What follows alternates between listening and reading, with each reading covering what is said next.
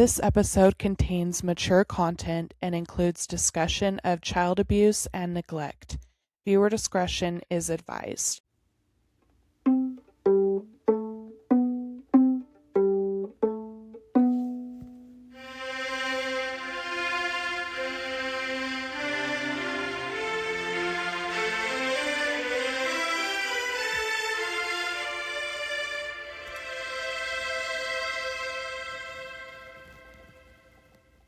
If you've been through something unthinkable, if you've ever been told not to share your story, to suck it up, buttercup, or thought, no one will believe me anyways, if you're still struggling to find out what comes next, then you have a story the world needs to hear, and we want to be the ones to help you share it.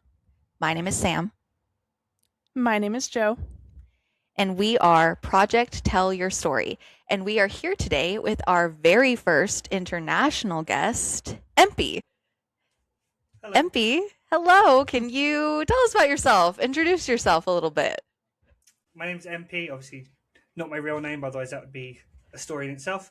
I'm a extremely late 20s, like way past guy in the UK, a big nerd, and yeah, I've just got I guess I have a story to tell, as a lot of people tell me I do, so that's really it. I'm not a lot to say about me, but well, I could go on for hours, but then it would be a whole different podcast. When you say extremely late 20s, does that mean you're in your 30s? I would say deceased late 20s is how I... I like that. Yeah, Deceased late 20s. So I'm still late 20s. I'm just deceased late 20s. You know, I'm still like. So, yeah, you're just a little dead inside. Yeah. I mean, I don't have a 2 in my name anymore, but I'm still there in spirit. Yeah, you just identify in the 20s. Exactly. Yeah, I identify as 20s. I like it. I like it. My pronouns are he, him. My age is 20 identified. That's hilarious. My prom wasn't 15 years ago at all. As long as you weren't born in the 1920s, I think you're all right. I've been accused of it. I've been accused of being born in the 1920s. Oh, they're like, why? Because you're like an old soul? I think it's because I just look old sometimes. I have a lot of filters on right now. You can't see it, but there's a lot of filters on my face. But I am an old soul as well, and I'm a bit of a grump sometimes. That's okay. Me too. And I am actually in my 20s, so. Guess so am I. Yeah. What am I talking about? Yeah, we all identify as in our 20s. Talking about clearly 20s here. Clearly. Okay, so Yeah. I promise I will not make fun of you this whole episode, but you said that you're from the UK, so I do have an exciting icebreaker question for you. So, what is something that is completely normal in the UK that would send an American into a coma? Something I saw online, actually, washing machines in the kitchen. Do you guys not do that? I've seen them in some houses, but I think it's weird. That's wild to me. I mean, I've seen one. I used to be an estate agent, like I dabbled in it. And I saw one property that had been built new, and they had a washing machine in the bathroom, and it was the weirdest thing to everybody because we're all used to having a washing machine in the kitchen. I know that's not like amazingly crazy, but it's something I saw online where people in like a lot of people in America were being freaked out because they were like, "How do you have a washing machine in your kitchen?" And obviously, it makes more sense to have it in the bathroom because, you know, although the amount of washing I do, I'd never be able to have a shower without the sound of it going. But like, our houses are so old, we just don't. Obviously, a lot of bathrooms were built after the house was built, so they weren't built to have these kind of things in them. And we all just have washing machines in our kitchen. So you guys don't have like laundry rooms? That's not a thing? I mean, fancy people might, like your kind of upper middle class when they start to get to like 5-6 bedroom houses. But your average, I would say average Joe, but that's an American thing. I suppose like your average Britain person would just have a washing machine in their kitchen. Some people will extend and might build like a laundry room. I actually have mine outside because I have a carport, and we actually built a cover so it's all outside. So we don't have it in our kitchen, but like that's when I tell people that, like, oh my god, that's amazing! It must be so nice to not have your washing machine inside. It's just put like 4 doors between it, so you don't hear it when you're watching TV. But yeah, washing machines in the kitchen. Wild. Weird. Okay, wait. So now I have to go back because you said that houses are like bathrooms were built after the house was built. Yeah, because most houses are 200 to 300 years old. So, So okay. So 200-300 years ago, I guess it was an outhouse situation. So the house I lived in before this is what's called a Victorian mid terrace, which basically is like it's a terrace house, but they're skinny and they're long, and they were built. That one we had was built in like the early 1700s. So the actual bathroom itself was an extension built in the sort of 1950s, 1960s. So you could actually see the different brickwork. The kitchen again was extended. So originally the house was just two lounge rooms and 2 bedrooms, and then at some point there would have been like a toilet outside. But the kitchen and the kitchen was built first, and then sometime later the bathroom was stuck onto the end of the kitchen. So you just had this like long, skinny sort of thing there. Oh my But yeah, gosh. because a lot of them are so old. Newer houses, new builds, they are starting to delve further into kind of having these different spaces. So I know that some new builds might have like a small closet where you have your washing machine. But we don't really have dryers in this country either. You do get them, but they're not common because our houses, again, there's a good airflow and they're quite warm, so you just dry everything inside. Or you have a whole cupboard, what's called an airing cupboard, to dry all your stuff in, so you don't use a dryer. Wow. Okay, the whole time you were talking, all I could imagine is like the ghosts in there are just crazy haunting the bathrooms because they're like, this is madness. Yes, this is mental. Where did this come from? You poop in this? But yeah, your ghosts are just shitting in your toilet. I mean, Victorian mid terrace they're like wonky houses. They're just like, because they're just hundreds of years old. They're just super wonky. There's not a square room. When we moved in, I was redecorating everything, and I'd go around and I'd be like, right, I need to get some flooring, and I'm measuring, and one line goes like diagonal, and the next line goes straight, and then goes diagonal. And I'm like, who built this house? It's just like, but they people love them. Like, people literally spend their whole lives to save up to buy one of those houses because they absolutely love. I can't stand them. Me and my partner, we're both big guys, and the houses are quite small, and it was like living on top of each other, and it was like, I want some space, but every room I go into I just see you because we have such limited space. So then we have a nicer house, 1950s, 1960s, so it's a lot bigger. It's like built after the war to when there was like the baby boom and stuff, they were just building houses left, right, center. I love it. This is cool. This is cool. All right. Bathroom washers in the kitchen, bathrooms built after the house, ghost shitting in the toilet, all the things that would send Americans into a coma. Yeah, I would go into a coma if a ghost shit in my toilet, especially if they didn't flush. I'd be like, what up? Oh shit. So tell us about how you heard about our podcast. Obviously through one of the other people's on the podcast. I can't remember if she used her real name or not, so I don't want to use her name if she didn't. Who is a friend of mine. I watched her sort of story, and we've shared war stories before. And I watched all of her story when I was working night shift, so I'd wait for a new episode to come out, and then I'd be messaging her all night, being like, "What the fuck?" And then, she was very good at building suspense. She's like, "Oh, wait till you see what happens next episode." And I'm like, "This isn't Stranger Things. I shouldn't be hoping that there's drama. I should be hoping that things get better." But because we've shared like a lot of war stories, she told me to tell my story. I mean, in her mind, my story's worse than hers. I think her story is way worse than mine. I think she wanted me to come on here so we could compare the reactions to kind of go like, okay, who's had the most trauma. But yeah, that's how I heard. And I think I put a couple of other episodes on when I've done night shifts. It's usually I've got a busy night shift and I'm cleaning. I'll pop something on in the background. But ADHD, so my brain tends to wander. One week I'll be listening to, your podcast and I'm listening to true crime about, Doris, the mother of 6 who threw a grenade at someone, and you just said, oh my God.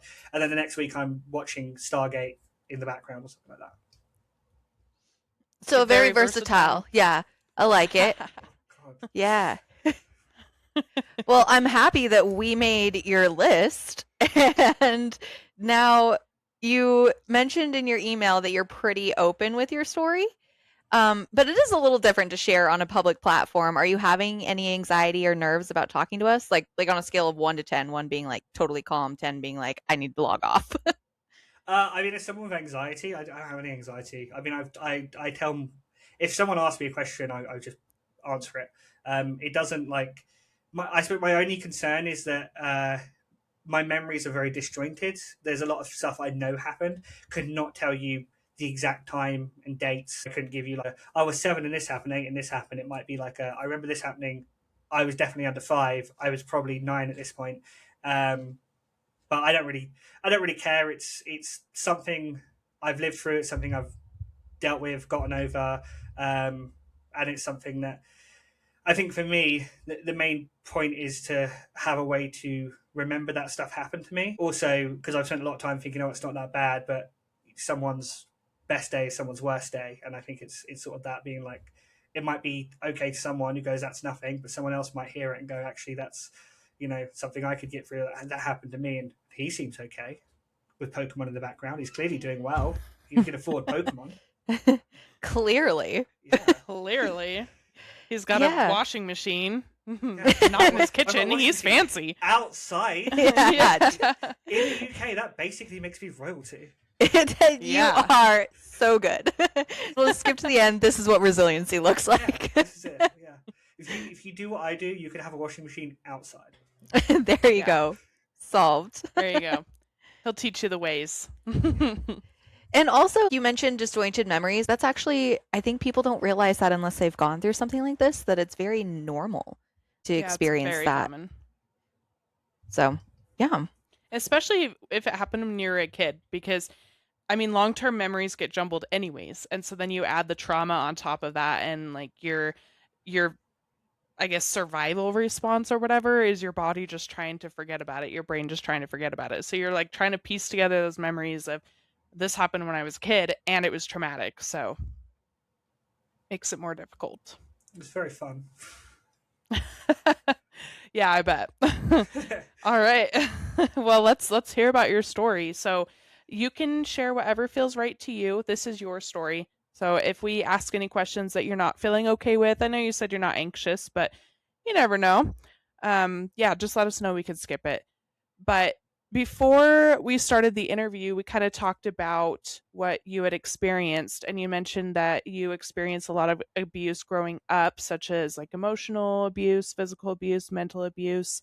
Can you take us back into your childhood home and paint us a picture of what happened to you there? Yeah, I suppose, and I've been thinking a while about, because I know we've been chatting for a while about me coming on. It's been a lot of how to kind of phrase this, and I suppose there are 3 main players in this story, not including myself, and that's my mum, my dad, and my brother. Now, my parents are the sort of people who wanted children, and then when they had a child, they were like, "We've had a child. There we go, done." And I don't really think they knew what to do following that. I will say, regardless of what I tell you guys in the story and what other people might think, I hold no bad feelings towards my parents. My dad's passed away. My mum is, yeah, we're in contact. She's a bit mental. I do hold bad feelings towards my brother. I hate him more than anything in this world, and I haven't had contact with him in years. So they're kind of the 3 main players. And my childhood home was actually not a Victorian mid-terraced. It was actually a nice-sized house. We were on something called with the housing association.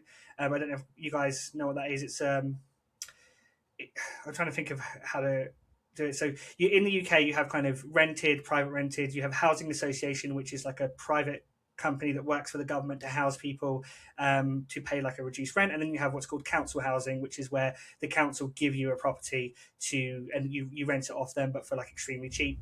So we were a housing association, so we weren't kind of our house wasn't the worst thing in the world. Wasn't nice. If I could ever buy that house, I would, because I actually really like it. We had a bedroom each. My parents had a bedroom, nice big downstairs, big kitchen, big garden. So it wasn't a horrible house or anything. But I suppose a lot of the issues started with my parents. So both of them alcoholics, extremely alcoholics. In recent years, I've come to realize that they were both on drugs, probably at various points and some points. And this actually comes back to a sort of memory I had when I visited my mum after they split up, which I recognize now as smelling of weed. At the time, I did not know what the smell was because I was 10 probably. But she had weed in her flat, which I have no issue. I don't care, but not around young kids or anything. And both my parents were alcoholics. Both of them were abusive towards each other. My mum actually was, and I'll say this, a very nice mum when she was sober. As a sober person, she was probably the best mum you could have, but it was, top end, bottom end, because she was drunk more than she was sober, and when she was drunk, she was one of the worst people to be around. She had severe mental health problems growing up. I mean, if you ever heard her story, it would blow your minds, because actually it's quite interesting. My dad was just a angry drunk, I would say. He clearly didn't like his life. He clearly didn't like the fact that he was with my mum, who was a serial cheater. He probably didn't like the fact that he had 2 young boys and he was stuck down. He clearly didn't like his job. I actually didn't know who that man was until my mum left my life. So it kind of gives you an idea there. And I'm not mentioning anything about my brother just yet, because he's kind of a whole separate entity, really. But my memories of my mum and my dad and me and my brother when we were all together as a family unit, there was some good and there was some bad. And I mainly kind of remember the arguing between my parents, specifically my dad calling my mum a fucking witch, a dirty whore, dragging her by her hair, like grabbing her by her hair. And she had long hair, pulling her from his bedroom to downstairs, so like pulling her downstairs step by step by step, her hitting the step. And at the time I was screaming like, leave her alone, leave her alone. I was like 2 foot. I didn't know what I was going to do to the 6 foot something man. Throwing her stuff out at her, just kind of abusing her quite a lot. And obviously my mum in this situation, she drank more. She ended up being banned from my school because she used to turn up drunk during my school hours when I was in like what we call reception, which is not kindergarten, but just maybe a year above, because our school system runs a bit different. We have like year 1, year 2, year 3. You guys have grades, but there's like a year difference between the grades. So she wasn't allowed to go to my school anymore or anything like that. And then one day I was at school, and I remember this. This is actually one of those kind of core memories, and I can actually remember the setting of the school. My principal's office, or whatever you want to call them. It's been so long since I've been in school, I can't remember. It used to have this long corridor that led to it, and there was a nurse's room across from the corridor, and it had this little ingress where there was like a stool. And I remember it because it was the most uncomfortable stool thing in the entire world. I could sleep anywhere, but I couldn't even sit on that thing. And the end of school had come, and my mum never came to pick me up. And my brother had gone to a friend's house for something, and I was taken by one of the teachers to sit in this corridor. And it must have been like May or June, so it wasn't getting dark early, but I distinctly remember it getting darker and darker and darker and darker as I was just sat in this corridor for hours, and no one was talking to me. My mum hadn't turned up. No one could get hold of her. No one could get hold of my dad because they didn't know who he was, because he'd never really been in my life. And I was 5 at this point, I think, and I can actually pinpoint that I was about 4 or 5 here, because a couple of years later I turned 7, and I distinctly remember turning 7. And after God knows how many hours, there was the principal, who was a very lovely lady. I thought she'd passed away, but I believe she hasn't. I think she'd be like 150 at this point. So she's still going strong. But she was principal at that school for like almost 40 years, so she was a very, very lovely lady. I remember going into her office late in the evening. She gave me a toy because she used to have this collection of toys on her side. She gave me a toy, sat me down, and the police came and spoke to me. I can't remember what they said. I just remember them being very, very nice. And then I remember my brother's friend's mum. She came in, she spoke to them, and I went home with her for the evening. Um, I'm not gonna. I'm gonna call her Vape Pen, um, because there was a lot of trauma that happened with her. Although again, she is one of those people that in my adult years I have come to know, and I've come to realize that a lot of the problems that went on, when she used to look after me, were not intentional, and a lot of it was actually because of my brother, which is a whole other thing. I went home with her for the evening. Eventually, this strange man came to pick me up. Now I knew who my dad was, but I just used to see him every once in a while because he was working when I would wake up, and he'd be working by the time I went to bed. Obviously, he's a 5-year-old, and then the weekends he'd be at the pub. He picked me up, and I don't know the conversation they had. Couldn't tell you. Went home, and my mum was gone. She had dropped us off at school. She had taken all of our food. She had taken all of our money. She had taken our car, apparently, I believe, from what I had after I sort of turned a teenager. But again, drunken ramblings. She'd taken our knives and forks. Who takes the knives and forks? Yeah, that's random. Did she take the spoons? She took the spoons, she took knives and forks, she took the plates, she took the cups, she took everything out of the house, and she disappeared. Oh. And that was kind of like suddenly you become the kid whose mum disappeared. That's, obviously after that, my dad had to step in. He had to be a dad. He had to find some way to look after these two young boys. And this is why, I would never blame my dad for a lot of the stuff that happened. He was an asshole. He was a wanker. But he was put in a position that I think a lot of people in that time, in the early 2000s or late 90s, actually, it was very difficult. He didn't have a support system. He had a family, but my dad's family were all successful, my dad, and they looked down on him a little bit. They didn't want to help him or support him. He ended up talking to the lady who took us home, Vape Pen. She agreed to babysit us or childmind us after school every day for however much money, because she did it anyway with other kids. And that kind of started the big... there was trauma before then and stuff like that, but that sort of started a lot of stuff started happening with my brother, with my dad, with my mum as well, and sort of a lot of those bits and pieces. But that was kind of the defining moment, my mum walking out, because I'm not a mummy's boy now, but I was a mummy's boy. You grow up with your mum, and she was a very, very fun person to be around when she was sober. And I can remember a lot of the memories of when my brother was at school, but I wasn't because I was too young. She would play with me during the day. I'd watch TV with her, and I remember the games that we used to play. Her cooking was amazing. It was it's your mum's cooking, isn't it? It's nothing ever beats your mum's cooking.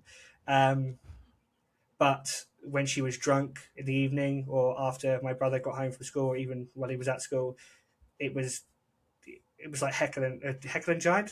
Jekyll and Hyde. Is that what's the sort? Jekyll and Hyde. Yeah. Jekyll and Hyde. Jesus, it's Jekyll and Hyde in the UK. Wait, is it really? No. Oh. You should have played it off. Sam was so convinced. I was like, that's wild. Okay, Yeah. sorry. Go on. No. Heckle and Jide. Heckle and Jide, yeah, that's it. She was a very kind of crazy woman. But I suppose this is kind of where it splits off a lot, because I said there's three main players: my mum, my brother, and my dad, and they all have done very different things to me in my life. My mum, it's water under the bridge as far as I'm concerned. I love her because she's my mum. We're not close, but she is my mum, and as I've become an adult, she's helped me out sometimes. She's been very understanding with some stuff I never thought she would be. When I came out as gay, I was worried about telling her, and she was like, I don't give a shit. I just don't care. I literally don't care. And I was like, oh, okay. Then she got angry at me because I had a tattoo, and then I had to remind her that she has a tattoo, and she was like, oh yeah, so it was thingy. But my dad and my brother, they're kind of the big main ones. So I suppose I could split off the story to sort of cover each one, or if you guys wanted to ask me a question now would be a good time. I mean, if you wanted to ask me a question, now would be a good time. Oh, that's They're funny. very long. yeah, No, I like. before we hit the fork in the road. Yeah. I actually did have a clarifying question. So you said that you didn't know your dad until a little bit later in life. He just wasn't involved, or what was that situation? So he, as far as I'm aware, he worked from when I would get up in the morning, he was gone. And when he would come home, he'd usually come home 8, 9 o'clock because he'd spend his evenings at the pub. So I didn't see him because I was young, and you kind of, I guess as a child, you go to bed at like 6, I think, apparently. I think I have vague memories of at the weekends sometimes seeing him. So it's one of those, I don't think I knew who he was. And then when I knew who he was, I sort of remembered. It's very weird in my head because I remember not knowing who this guy is. And then after a couple of weeks, I remember being like, oh, wait, this is my dad, I guess. But he was never really there in the first few years. So I just didn't really have that attachment. Obviously, I knew he was this guy who hit my mum sometimes. I knew he was this guy who used to call my mum every name under the sun. But I have one relatively good memory of him before my parents broke up. And then every other memory of him before then is abuse, as far as, and the one memory was actually, well, it was semi-abuse, I guess. We were at a pub. We had a Polaroid camera. I don't know how old you guys are. I don't know if you ever had a Polaroid camera. And there was like one thing in it, and I just pressed the button because I didn't know what I was doing, and he screamed at me, he shouted at me for it. Before then, I remember being kind of happy. I was like, oh, this is, we're all at a pub together. Just to clarify, in the UK, going to the pub on like a Sunday is just a very common thing that families do. We're not all alcoholics. You go to the pub to see your friends and, eat food, basically. We do have kitchens, but... Yeah, because that's where the washer and dryer are. Or the Well, there's no washer, dryer. yeah, right. That's where the washer is. Well, I have a dryer because I'm not a heathen. Yeah, because you're rich. Exactly. So yeah, I didn't know who the man was. I just knew, like, it's kind of odd to sort of say he's like a guest star in a TV show who becomes a series regular after the second season, and just has this sort of thing like that. But after he was around more, I sort of knew who he was, obviously. That's a good way to put it. Yeah. I like that. Yeah, I like that a lot. As a guest star and then eventually became a series regular. I like that. Exactly. Yeah. That's okay. That's who my dad was. Yeah, that guy. So, I mean, I guess I'll start with him. He is a very complex man. Again, as I've gotten older, I've realized he probably suffered from depression. He definitely had ADHD, 100% ADHD. He probably suffered from a lot of stuff, and he did pass away of cancer 10 years ago. He, as I said in the beginning, he's the sort of person, he wanted a child. He really wanted a child. He wanted children to carry on his lineage. He's also very, I'd say conservative, but racist conservative as well. He's big bigot, racist, all that stuff. Believes that women's place is in the kitchen. Every time he spoke about getting a girlfriend, it's so that she could cook and clean for me. Come on, get fucked. And he very, very clearly, as I was growing up, it became very obvious. Obviously, I wasn't like other kids. Now I have ADHD, I have autism, which, recent years. I am also gay, obviously. I wasn't like an effeminate kid, but all of my friends were girls because they were just more fun. I wasn't interested in sports. I wasn't interested in racing. I wasn't interested in the stuff that I suppose boys are meant to be interested in. And my dad took offense to that. He did not like that I wasn't like the other kids. And, I don't think he'd ever say it to me to my face. We can't now, but he just had a big issue with that, I think. And a lot of the memories I had of him are just where he just did not take me into consideration. He didn't really see me as his child. Now, my brother, on the other hand, my brother also didn't really like football, but he was a little bit more sporty than me. He was I suppose, a little bit more broody than me. He was more male than I am, I suppose you could say. He had male friends. He did things that boys do when they're uh, kind of growing up. I was bullied by a lot of boys. I wasn't bullied by a lot of girls. As I'm older, I'm bullied by a lot of girls, not a lot of boys. It's a whole weird thing. It was easier for me to be friends with girls. They were just more fun. They actually wanted to play games and do things, you know. But my dad obviously liked my brother more, and you could always see this. And a big example of this is my dad would go shopping every Saturday for food. He would usually drop me off at my mum's flats because although my mum disappeared, we did get in contact again. And I'll explain that story because it is quite sad. And if I was at my mum's, for some reason, he didn't remember I existed. So he would buy food for my brother and for himself, but he wouldn't buy anything for me. So come the week when I was going to have dinner, and this is when I was a bit older, like 10, 11, I'd come home to have dinner or something, and my brother would have a meal, my dad would have a meal, and oh shit, I forgot about you. So there was lots of nights where I would go hungry, or I would have to just eat the kind of, like they dish it all up and I would just take whatever was left. I would eat a lot of snack foods because they were easy to come by and such like that. And no, obviously this didn't happen every week because eventually I clocked on and I'm not exactly a quiet person. I would argue with him, be like, you need to buy me food. But it's things like he'd often forget my birthday. So big one is my 18th birthday. I was working that day because I'm 18 and I came home at 11 o'clock at night and he literally turns around and goes, is your birthday coming up soon? I went, yeah, it's today. He goes, oh, happy birthday.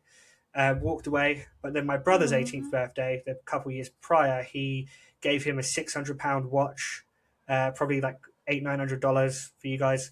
It was engraved. It's most personal. He wanted to pay for a party for him and all his friends, do everything for my brother. But for me, he just didn't seem to care. And that was kind of a big thing pretty much from the moment my mum left to the moment I left, really. There was some physical abuse there as well. It's quite a few occasions. As I said, a lot of the memories are muddled up and stuff. My dad grabbing me by the arm and smacking me, or just intentionally kind of hitting me or stuff like that. And as I said, I've forgiven my dad for a lot of that. And we did get on in terms of, like we could have a conversation, but it's very clear that as a father, my brother was his son and I was just Harry Potter under the stairs, if that makes sense. So it's, he was first and I was second. If we needed new school uniform, he would take my brother out to buy school uniform and he would give me money, drop me off in the middle of a town centre and tell me to buy my own uniform and walk home. So and I know that's not the biggest sort of thing of abuse, and as we're recording this now, my mind's going blank because I'm like, there's hundreds of things that happened, hundreds of things. But that's just how my dad was, and I suppose the big thing for me is that I didn't understand that. I still don't understand that. I don't understand how you could have a child in your home and you could not treat them as equal as the others, and you see it all the time on people online talk about it, Reddit and stuff like that. I wanted to be friends with my dad. I wanted a dad. So I did everything in my power to get that man to love me. Like, if he was going out somewhere and I could come, I'd go. Because in my mind, I was like, if I spend time with him, maybe he'll like me. Maybe he'll understand me. Again, autistic ADHD kid, I used to talk to adults like adults because I mimic behavior and stuff. He would be with his friends and I would talk to them like an adult, but you're a child. People would look down at you and do all that stuff. But I wanted this man to like me. I wanted to be his friend or his son or whatever. I wanted him to be like, I love you, son. All of that good jazz. He just never did. And I'll talk about when he passed away, but we never had that relationship. And trying to think of all the little things that happened as well, because there is quite a lot really to kind of go with. And again, almost this story almost forks off because there's him not really loving me, but then there's just him not looking after his children as well, not providing sort of basic care for us. He didn't know how to look after a child. And I can admit this now because I'm a lot older and I don't care what people say, but he never taught me how to look after myself, how to clean myself, how to brush my teeth is a big one. And I know that's a big joke for British people. We all have bad teeth, whatever, blah, blah, blah, blah, blah. He never provided me with a toothbrush. He never provided me with the know-how to wash myself, to take care of myself. So I grew up going to school with bad breath, with clothes that hadn't been washed in weeks. We had animals, and he would expect myself and my brother to look after them, but we were kids, we didn't know what to do. I don't know how to change a cat's litter tray at 7 years old. I don't know how to Yeah. walk a dog. So our animals were, and I'm a vet nurse now, so I can look back and say it, they weren't not taken care of as they should have been. They would pee on our clothes, they would pee on my bed, you know, they would poo anything. So I used to sleep on a mattress covered in cat urine. I used to go to school with clothes covered in cat urine and feces. I used to have shoes with holes in them because, in his words, I swear to fucking God, if you broke another pair of shoes again, I'm going to, you know, he wouldn't want to provide the basic needs. And a lot of that is, again, no one taught him, or no one helped him, but then you look at his family and all their kids turned out fine. So I don't know, or he just was lazy, or he didn't understand, and he didn't provide for his kids, both me and my brother. But I suppose for my brother, he did provide a bit more. If my brother needed something, he would usually find a way to get it. He did provide for himself though. He bought a pack or 2 packs of cigarettes every day, 3 or 4 beers down the pub every day, multiple beers in the house every day. If he got any bit of money, he would splurge. Like, come home one day, he goes, I've got a new TV. And I'm like, I'm literally got holes in my clothes and I haven't got a bed to sleep on, but we have a new TV. So he was a bad dad. He was a really, really bad dad. I don't think he was the worst person in the world. He just did not know how to be a dad. Yeah. Yeah, and you said I know this is not necessarily abuse, but it is because it's neglect. That's essentially he was neglecting his children, which is as like a in the category of child abuse. Maybe it is abuse.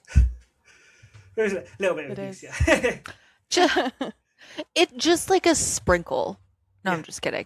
No, I think it's interesting too to listen to you talk about him, and like you said, oh, I know that's kind of not abuse, or oh, it might be a little bit of an abuse, and and I think maybe he was just lazy. Maybe he did this, maybe he didn't know. Like I find that very interesting of you trying so hard to almost, from my perspective, minimize it. That's because I want him to love me. Mm. I think it's. I say maybe it's not as abuse because I think there is a lot more worse things that did happen. Mm. I think going to school, smelling of cat pee. I mean, the thing is, in my opinion as well, the teachers could have stepped in at any point.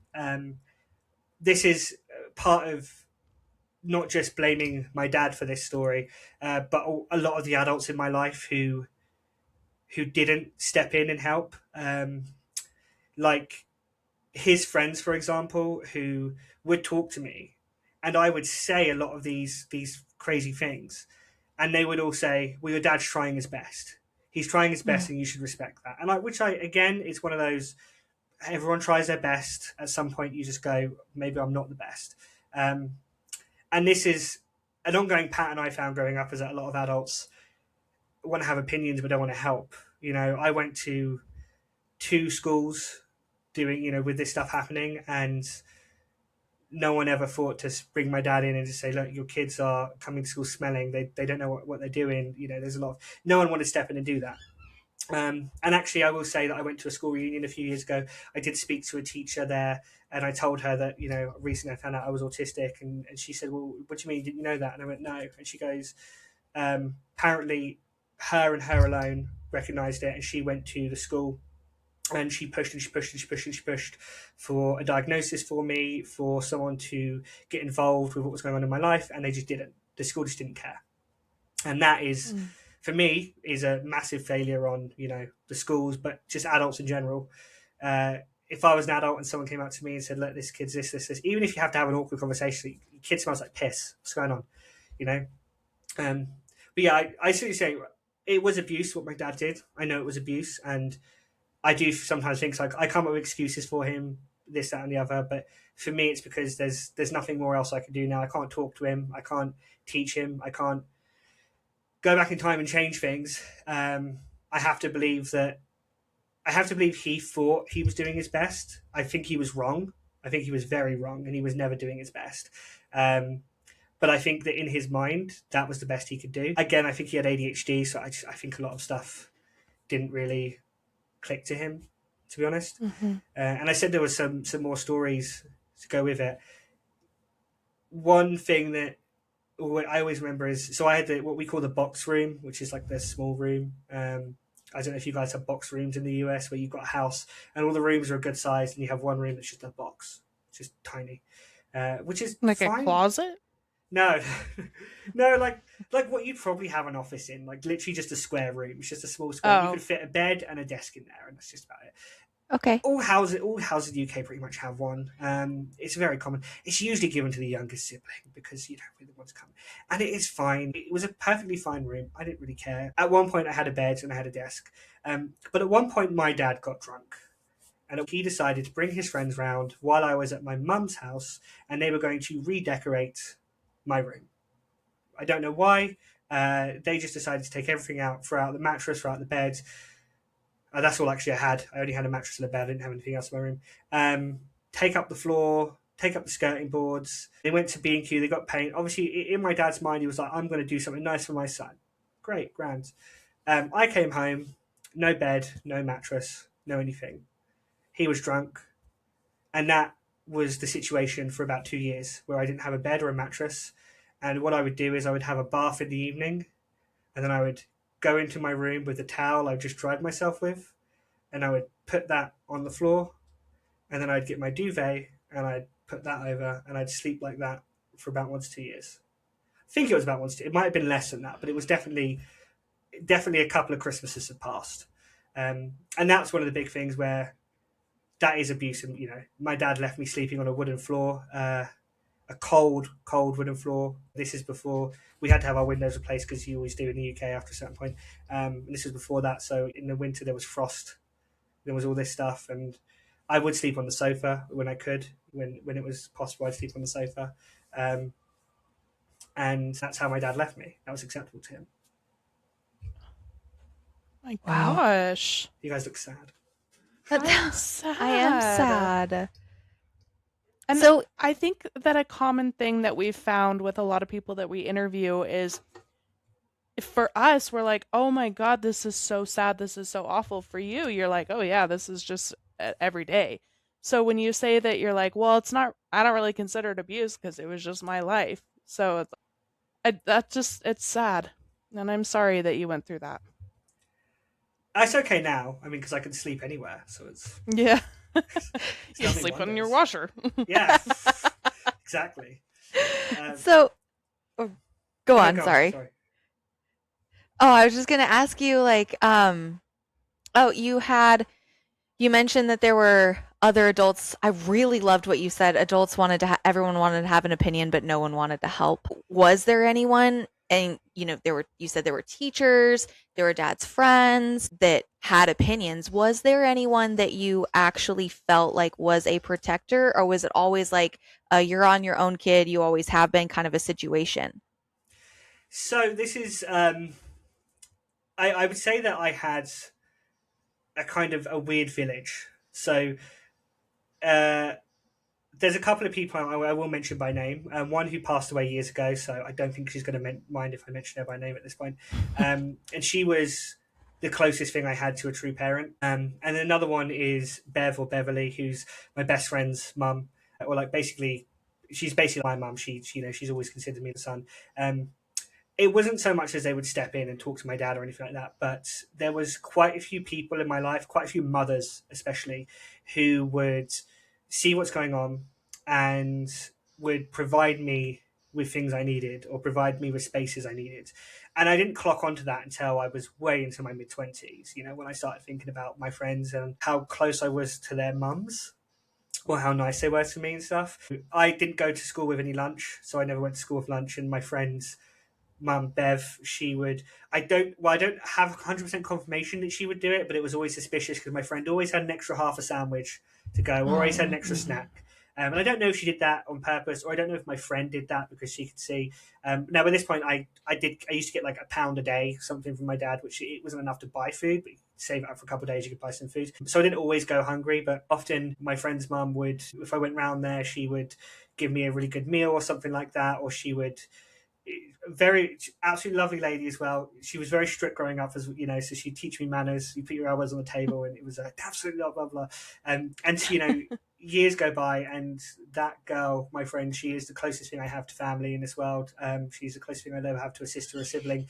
And her mum, we do chat regularly. She came to my wedding. I know for a fact, and I've never had to, but I know for a fact if I ever turned around to her and said, "Bev, I need your help," she would step in and help me. She's always been there for me. And there's always been friends whose parents, I think, have seen certain things and stepped in to help. Or maybe that's just what parents do, or adults should do. But people's parents who've allowed me to stay over or have given me food or let me spend Christmas with them.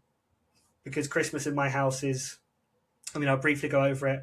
Drunk dad by 2:00, burnt food, barely any dinner, drunk friends coming over to create a mess, and usually presents for my brother and one present or two presents for me. And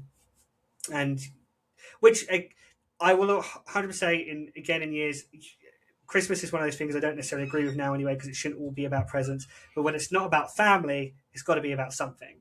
And you can't go to school going, I got a DVD for Christmas and we didn't speak to each other all day. I'd rather have had a family and no presents, or presents and no family, but either or. One of them, yeah. So I had a friend who used to let me come over to theirs either on Christmas Day for a bit or Boxing Day, where they would actually get me gifts on Boxing Day, because they used to have this little tradition, we give each other a bag of gifts and stuff. They'd take me out on days out. They would pay for the day out and I would just pay for my food and stuff. So there was a lot of people in my life who, I suppose, stepped in. As well as Bev, there was another lady called Sarah, and I said she's passed away years ago now, 12, 13 years ago. And she probably was the closest thing I ever had to a true parent. So she lived across the street from Vape Pen, the lady who used to look after me sometimes. God, there's so much to go through because I'm like, to explain what happened there as well. She lived across the street. She was also a childminder, so she would childmind us 1 or 2 days a week, and Vape Pen would do as well. They'd kind of share it because they were really close friends. And Sarah was, she's probably middle-aged at the time. She started looking after us. And she was just the nicest lady you'll ever meet in your entire life. She always had a puzzle on the table, and I would sit and do puzzles. She always had TV shows for us to watch, videos, amazing dinners.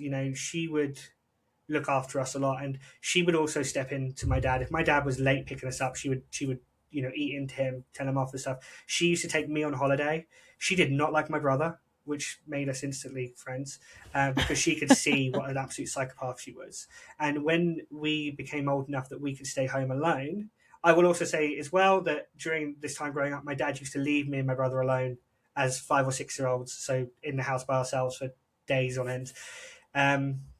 When I was old enough that we didn't have to go there anymore, she still picked me up from school.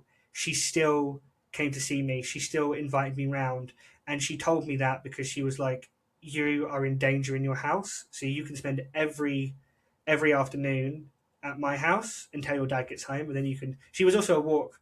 By that point, I could walk to her house because it was like 25 minutes. She'd still make me dinner. She would still take me out on days out. She would still help me, and she taught me a lot of what I know today. She taught me how to look after myself. She taught me how to brush my teeth. She taught me manners, how to say please and thank you. She taught me so much, how to cook occasionally, a little bit. She taught me how to make an omelette. And she was probably the most incredible person. And unfortunately, she got a severe mental illness. She became very, very different. She switched. She started stealing from people. She got sort of sectioned as well. There was a whole big thing with her, and in her last few years, I didn't really see her because she was unfortunately gone. But I didn't get to make it to the funeral, unfortunately, just because I actually had like an exam that I couldn't miss. And when she died, I wasn't mature enough to want to go to a funeral. Um, and her daughter spoke to me and said that when she passed away, and it was a complete accident, she accidentally took 2 tablets instead of one, and it killed her. Her bedside table had a picture of me on it, and Aww. apparently she said that I was, because she child minded or babysat loads of kids. She said I was always her favorite. She didn't like my brother. She knew what he was like, what he would do, the stuff he would put me through. And she told me on so many occasions that once my brother had reached an age where he didn't have to go around her house anymore, that she would not have him around anymore. She threw birthday parties for me because my dad and my parents obviously didn't really care, so she always threw birthday parties for me. She always got me things, and she was, her and Bev and the various other people that sort of stepped in during my life are the reason that I am as sane as I am now. That I'm, to see that good in people makes you want to do good, makes you want to make them proud. And a lot of what I do in my life is because I know that if Sarah was here, she would be extremely proud of me. And this fly is driving me insane. Sorry. You're okay. Yeah, I bet she would be proud of you. And it sounds like you said that you're a vet nurse, so it sounds like you are successful. You went through school, you did all the things that you need to do, and you found your person. You have a washer and dryer. You're doing very well for yourself, so I bet she would be very proud of you. I don't want that to be the take home, though, that you're successful in the UK if you have a washer and dryer. 'Cause I'm going to start meeting people from the UK and be like, so really, what's your status? Do you have a washer and dryer? A washer and yeah. And you have to know the drum size of the washing machine as well, because if it's a small drum size, they've got a small kitchen. Yeah, and is it in your kitchen? Yeah, come on. I said, Peasants. are you poor?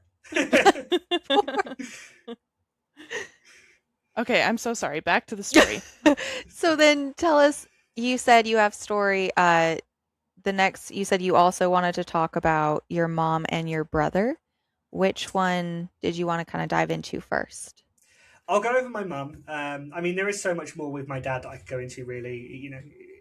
I will say this about my dad. When he was, I forgot as well. So my family all live in Canada. Sorry, my mum's Canadian, so I also grew up with the Canadian side. My mum's whole family's in Canada, and I wanted to see them so much growing up. It's all I ever wanted. I found out recently that my dad didn't let me because he was worried if I went over there, they would keep me and he'd never see me again. Or he would, I think it's because he wouldn't get the child benefit, because he get child benefits. So he destroyed my ability to ever meet my Canadian family until I was in my 20s. When I was finally ready to meet my Canadian family, I was 21, I was 21. And I was about to go out on the flight, and my dad had been taken to hospital because he's gone downhill. And the one thing you should know about my dad is he's an avid liar. He's a massive liar. And I went to go see him a few days before. My dad's family are pricks, assholes, wankers. They're just the worst people ever meet in your entire life. Again, favoured my brother. When my grandma died, I was crying, but they were supporting my brother because he wasn't crying because he's a fucking psychopath. They were angry at me because I was still going to Canada, but obviously this was the first opportunity I'd ever had to meet my family. And I said to my dad, look, do you want me to stay? Because the doctors are saying, look, he's not going to pass away in the next week. It's going to be a couple months. There's not really much you can do. And he did actually say, I want you to go. I want you to meet your family, finally. And I don't know, maybe if he was starting to feel a little bit of sadness. He gave me a birthday card because it was a couple of days before my birthday. And in the birthday cards, he did actually write, have a wonderful time. I love you, and I'll see you when you get back. And that was like one of the biggest, because I saw that, I read that, and I like burst into tears in the car. Like I was like, oh my god. And it was the first promise he ever kept, because he was still alive when I got back. And that's always the thing I say, like the last promise he ever made me is that he would see me when he got back. He did, and I was excited to go and tell my dad, about Canada and stuff, because he's still my dad. It's 20 something at this point. Um, Unfortunately, I had a cold when I landed, and I spoke to my aunt, and she said, "Well, look, he's all right. You've got, uh, you're sick. You shouldn't go see him." And I was like, "Okay." So I didn't see him for a week, and as it turns out, he wasn't all right. He was circling the drain, and by the time I got to see him after my cold had passed, he was in a coma. So I never actually got Mm. to talk to him again after that final week. Obviously, he saw me because he was still alive, but I never got to talk to him again. Um, and that's quite sad because my brother monopolized a lot of the time with my dad when he was sick, and I would have loved to have had the opportunity to talk to my dad one on one about a lot of the stuff growing up and kind of find things out about him that to talk to him as an adult, because we were very estranged at that point until he got sick. We were very When he found out I was gay, he could not handle it. Um, and that was kind of last time I saw my dad, and then obviously we were all there when he passed. Um, and then my dad's family were complete douches. And the one thing I'll say is that I was trying to sort something out, and my brother had done something, and my aunt turned around to me and went, "He's just lost his father." And I was like, "So have I." Like, What the hell? yeah, what's going on there? So that's a whole. As I said, there's a lot of things, but we can move over to my mum, and I'll keep this one relatively short because my brother is the big thing in this one. Um, I said my mum left, uh, took everything and left. Obviously, that was a very traumatic experience. I didn't necessarily understand what was going on at that point. I spent a lot of time crying. I remember that. And I remember it vividly because my dad's bedroom had this big open window that looked out to the car park behind our house. We had like this car park, and I would spend every evening on that windowsill crying my eyes out because I wanted my mum to come back because I didn't know who this guy was. And maybe about 3 months had passed. As I said, I remember it happening in sort of May, so June, July, probably like mid to late August. I was out with some friends. This is early 2000s, 1990 sort of thing. So you have to remember, we were, as 5 or 6 year olds, we were allowed to walk around outside without phones or anything. No one cared. No one gave a damn. But I lived on like a kind of big estate, and there was a lot of walking places and parks and stuff. So me and my friends would go around, and we went to this near this block of flats where my friends' grandparents lived, who were Jehovah's Witnesses. I meant to say, weirdest thing. Um, and out from round the back garden of this block of flats, and I say block of flats, it's they're more like bungalowy sort of things, like stacked bungalows. So you had two on the floor, two on the top, or something like that, and they had a big garden at the back. And out from around the back of the garden comes my mum, just appears. And, this is a 2.5 minute walk from my house. She's been there the whole time. And I remember like going like, "Mum, Mum." But obviously I was younger, so I was like, "Mum, Mum," screaming like "Mum." And she didn't turn to look at me. She didn't acknowledge me. And I was like, across the street from her. So I was like screaming "Mum," and I was running towards her because it's my mum. And she goes into the communal door to go up to her flat of some kind and closes the door. And I'm like slamming on the door, being like, "Mum, like, Mum, Mum, Mum," like outside the window, like, "Mum." I burst into tears. My friend's grandparents, who actually lived directly below where she just gone, were like, "Come on inside," blah, blah. Probably spoke to me about being a Jehovah's Witness because that's all he ever did. And then I remember going back home, telling my dad I saw Mum. And again, this is one of the few times where I remember my dad not being an absolute wanker. I remember sitting on his bed, crying my eyes out, saying, "Why doesn't she like me? Why doesn't she love me? What did I do?" Like, because I've just seen my mum. She was 2.5 minutes away from my house this entire time. Like, she was literally, you could see the top of where she was staying from the room I was in. I haven't seen her in 3 months. My dad hasn't heard from her in months. No one's heard from her in months, and she's been there the entire time. And one of the few times, obviously, my dad sees a crying child, and he's like, "Got to do something." He did console me. He did, he said it's not my fault. Pretty sure he called her a bitch or something. don't know. But that was kind of a really big thing. So then a few months later,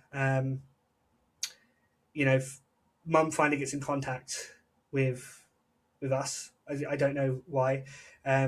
Obviously, by this point, my brother's very much like anti mum. Don't want to see mum. Hate that woman. You know, because one of us was bound to, had to be him. And it turns out she left my dad for this guy who we're going to name, I don't know, Roundtree. Sorry, I've just got some product placement. He left us for this guy named Roundtree, who she's basically been staying with this whole time. Literally 2 minute walk from our house. So she's at any point she could have come round. At any point she could have seen her children. He was a very nice guy, actually. I will say he was a very, very nice guy. They were both alcoholic and drugs at that point. And my dad allowed us to go visit. Now, my mum said that there was a court battle. There was not. My mum is, in recent years she's been better, but there was a long time where she was so high or so inebriated that reality wasn't exactly a thing for her. So a lot of her stories weren't true, or they didn't make sense, or they were pure lies. And we would go and visit her the weekend or something, her and him. I don't remember too much. It wasn't a long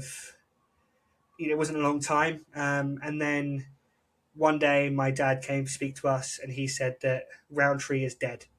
He had died, overdosed, which I now know. I didn't know at the time, but he'd overdosed. And my mum has disappeared. She's gone again. In between this as well, Roundtree had come to... Oh, I'm getting a memory. Sorry, I'm just getting a memory that I just blanked out. My mum had come round to our house one night because her and Roundtree had an argument. My dad decided to try and riz my mum, as it goes. I remember walking downstairs and they were on the carpet, on the floor, on a blanket, chatting. They might have just had sex, to be honest. And Probably. Roundtree knocks on the door and punches my dad straight in the face. Now, my dad was a bit bigger than Roundtree, and I am proud to say he did win that fight. But I do remember they got into a really big fist fight outside of our house. A lot of blood. But yeah, Roundtree did die. He did overdose, and my mum disappeared again. We didn't see or hear from her for probably about 1.5 years, 2 years at this point. And when she'd come back, she was married to a gentleman she's still married to now. This is like 22 years ago, probably. From what I known from my aunts and stuff, who they used to look after us at the weekend because Sarah couldn't always look after us at the weekend.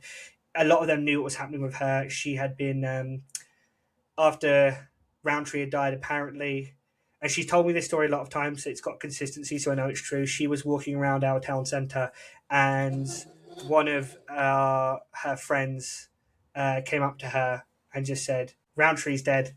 She didn't know he'd passed away, and apparently she went loopy. She disappeared. She was found in London, unclothed, I think a week or so later, obviously gone on a bender. She'd been sectioned, so for her own mental health, for quite a while she'd been sectioned in and out.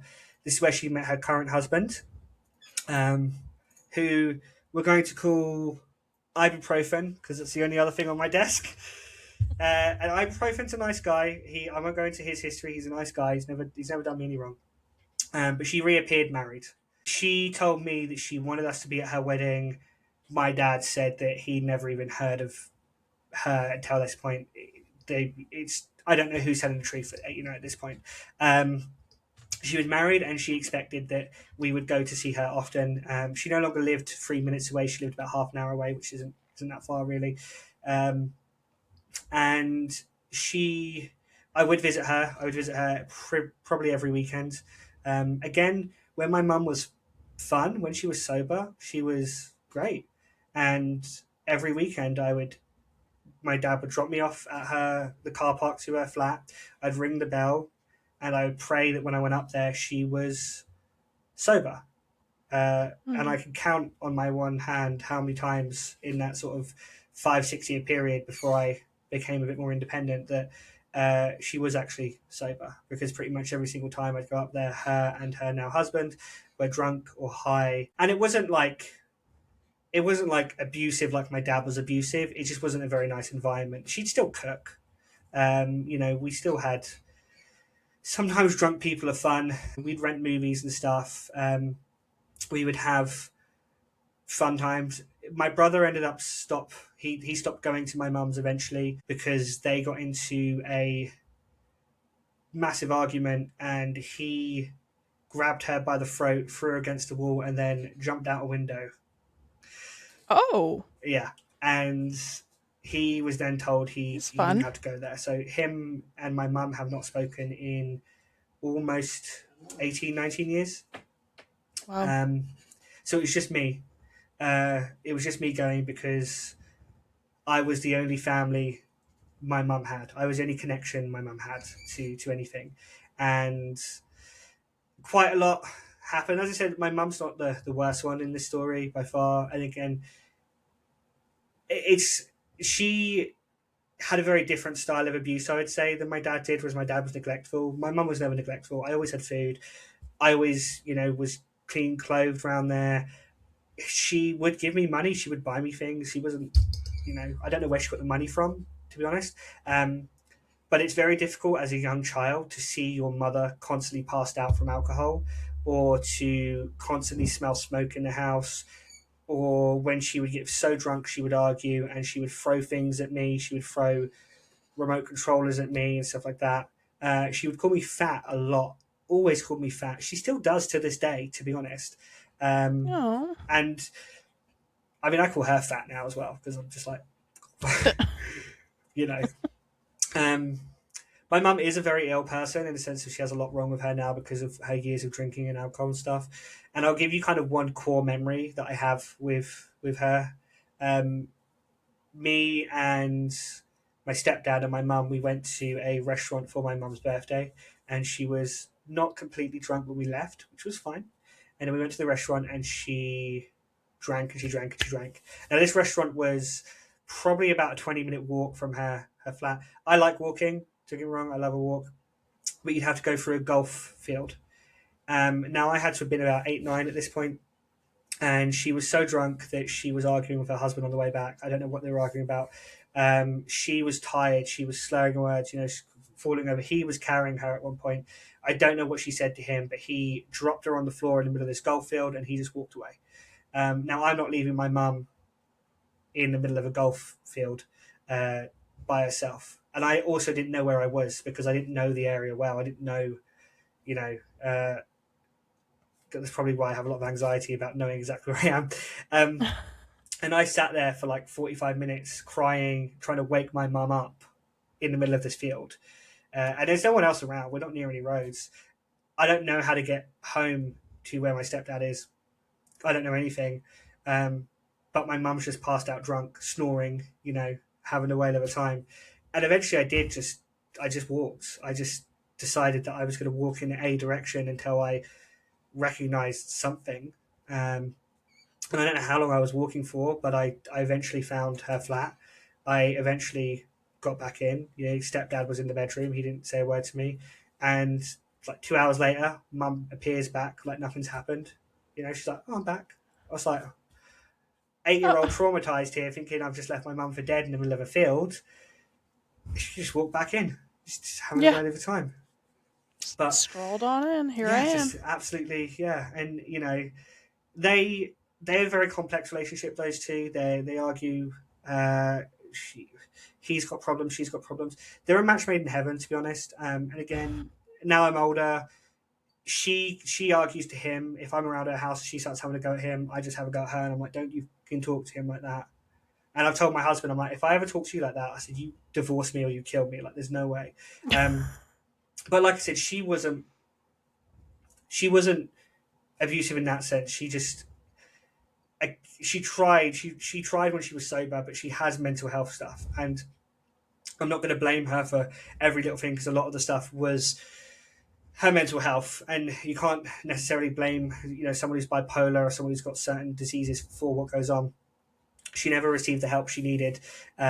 She was never able to. she did cause a lot of problems for me growing up. She called the police on my childminder Sarah and called her a paedophile, and that caused a massive sort of issue. She used to call my school and do a lot of abusive stuff. She's not allowed to know where I live, where I work, or anything. She knows the rough area of where I live, but she's not allowed to know my place of work. She knows that. I've told her that. She's aware of it. In the last 10 years, it's been a lot different. Being a lot older, I can walk out anytime, and she's helped me when I needed it as I've become more independent. She'll give me food when I was living on my own, which she's a mother. She's really trying to mother it. And she does love me. I know she loves me. Her family, my family, they're aware of her issues. And they always say that the one thing she talks about most is how proud of me and how much she loves me and stuff. But the stuff that happened when I was younger, and this is only scratching the surface, a lot of the bits that happened, a lot of the things she put me through, a lot of the drama that happened, that affected me because I did care about her so much. That affected me a lot more. And it kind of goes back to I want my dad to love me and I want my mum to be a mum. And it's hard because like I can't turn to anybody as an adult. You want to be able to turn to your 70-year-old parents and be like, please help me. But I can't.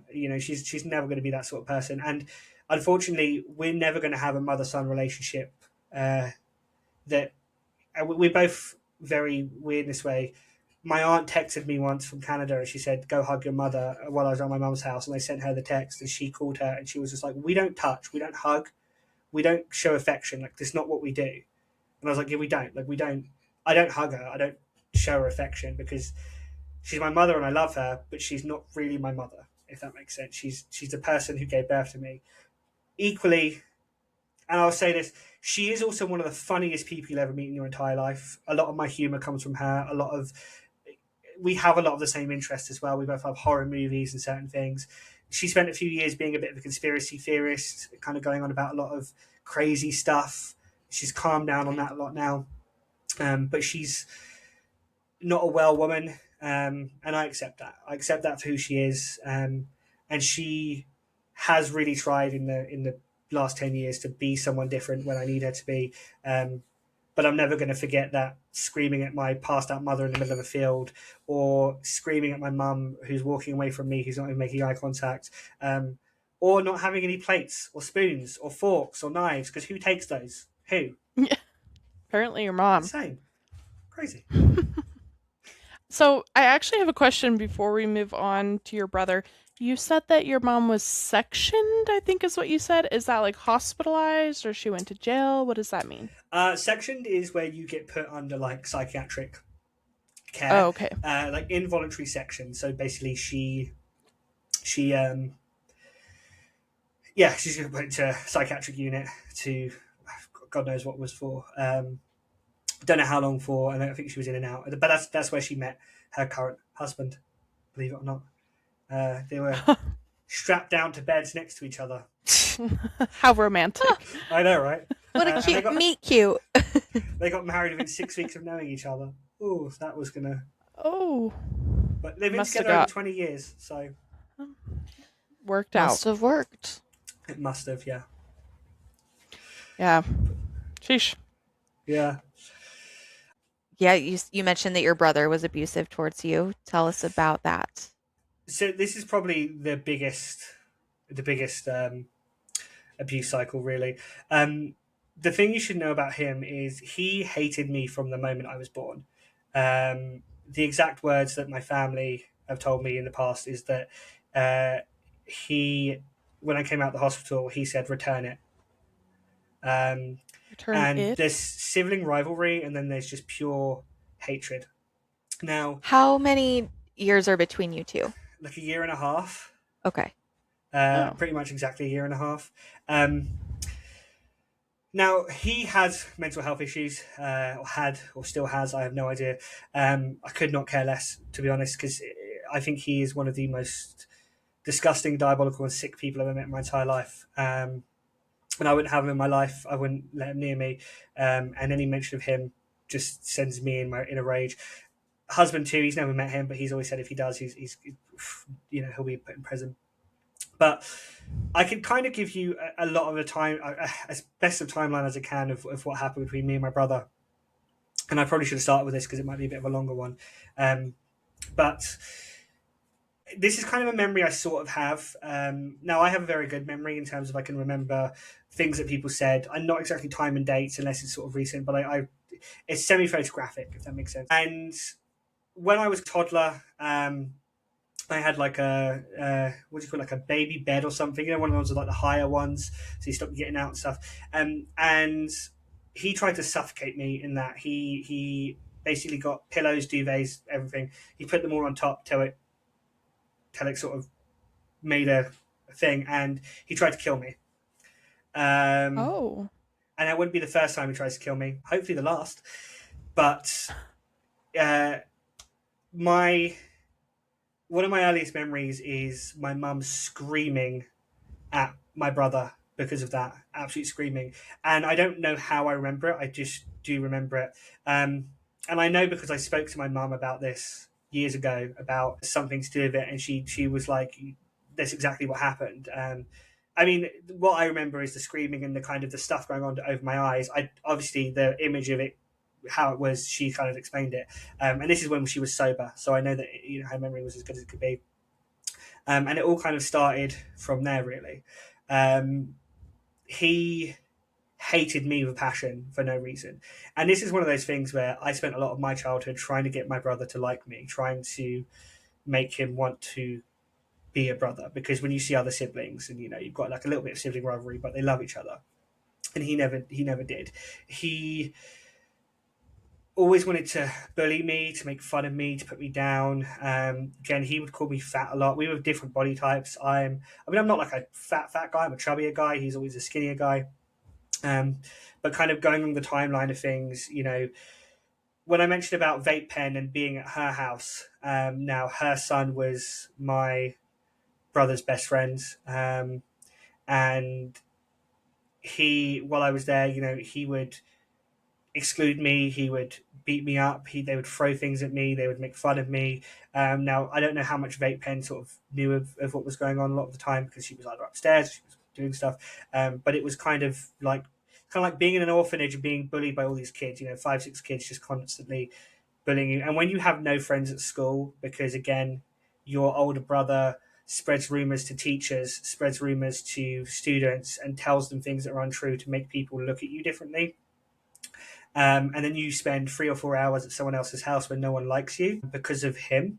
And this is why I'm like, he is one of the most diabolical and sick people I've met in my entire life. Because imagine being 5, 6, 7, 8 years old and having that kind of thought process of how to do this. And again, maybe I'm misremembering some things, but I know it happened. I know that that's what he would do. He would tell other students things about me. He would spread lies about me. Now, the thing is about him is that my dad had taught him, and probably other people had taught him, how to take care of himself a little bit, how to brush his teeth, how to keep clean and stuff like that. So he was obviously always a little bit more presentable than I was. So people were always more likely to believe him. And some of the worst things that ever happened. Now, I'm an animal lover. Obviously, I'm an animal lover, and we had a neighbor, and she asked us to look after her hamster. And me and my brother woke up early in the morning, and he was playing with the hamster on the landing.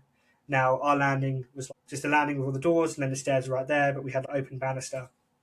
And he was like, "Hey, watch this," picked up the hamster, held it over the banister, and threw it down the stairs. And he blamed me, and everyone believed him. Every single person believed that I threw the hamster down the stairs. Now, the hamster lived. It broke its leg, but it lived. And for years, my dad, my mum, everybody who knew this story would say, "Well, you threw the hamster down the stairs." Now, I have actual proof that I didn't, because about 2 years ago, my brother messaged me because he had a baby and he wanted me to be in his baby's life, and I told him to shove it so far up his ass. And I also told him that I would tell his girlfriend exactly what he was like as a child, and he said he's already told her. And then he told me, I know that he basically wrote like, "I know that people think you threw the hamster down the stairs when it was me." And I was like, "You son of a bitch.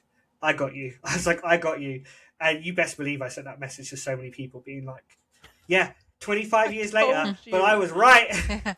I was not the one who killed the I hamster did not or do hurt the that. hamster. Yeah. And that was kind of him throughout my life. He was, any time he could turn someone against me, he would. Anytime he could make my life miserable, he would. And again, some of the messages he sent me a few years ago, he admitted to all of this. I don't know if he got therapy or something. I couldn't care less. I couldn't care if he became the Pope. Do not care. He admitted a lot of the stuff that he would do, which made me feel a lot better, because when you grow up and people are like, no, your brother wouldn't do that. Like, your brother's the nicest person that we know. You know, he's such a nice boy. And it was very weird because with adults or with other people, he was very silent. He was very kept under, you know, he was very like, with me, he was talkative, but like not in a good way. Like, he was talkative, he was abusive. He was like an angel to the adults.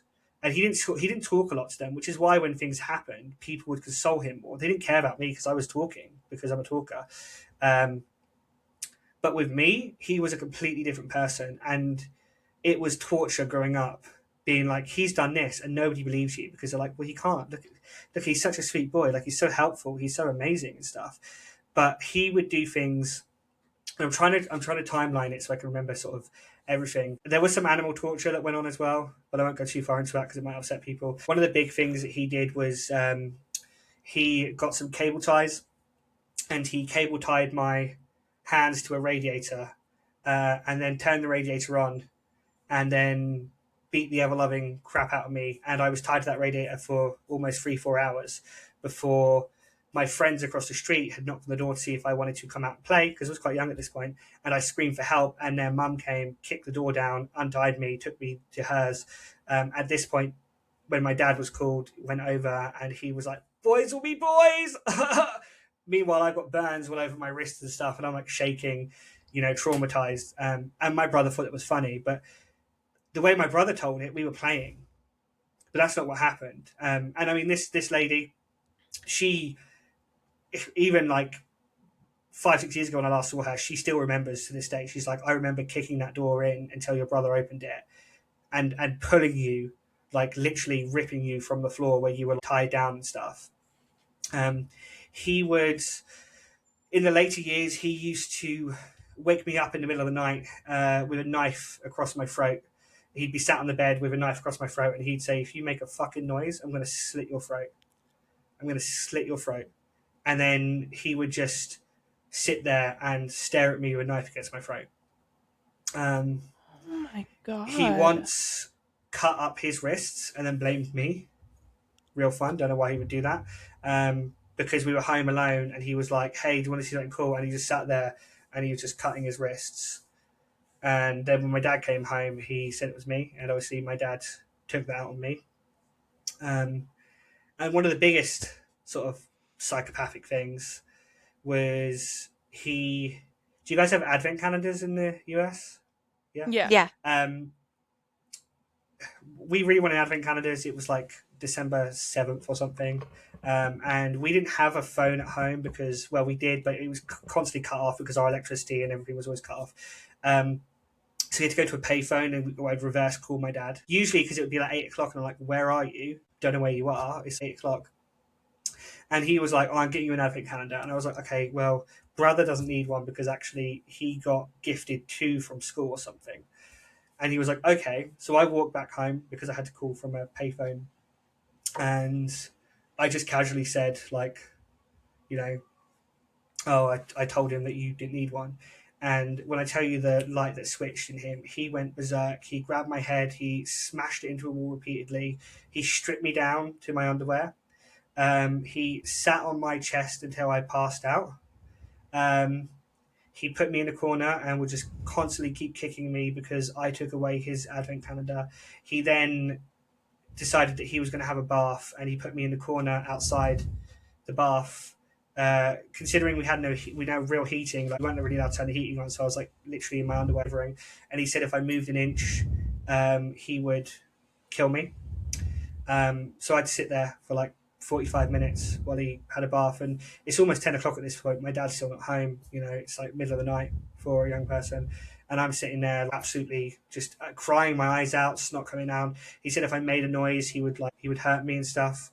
And I mean, I remember passing out a couple times from what he'd done. And he just, he went completely berserk. Eventually my dad came home, and obviously I ran to tell him. He was like, don't want to hear it, don't care. You're annoying me, I've just got home. Go to bed, why are you up this late? Stop it, I don't care. And obviously I'm like, go back to my room with no bed and mattress or whatever. And he was just a very sick person. He, you know, I could have told anyone he was sick, but he played people. He played people so well, because everybody I told about what was happening, nobody believed me. I would tell people at school and they would say, your brother's told me a different story. He was the older one, so he got to people first and stuff. I was good at math. I was very good at math. And I actually got put in the lower math set. So we used to have sets and stuff.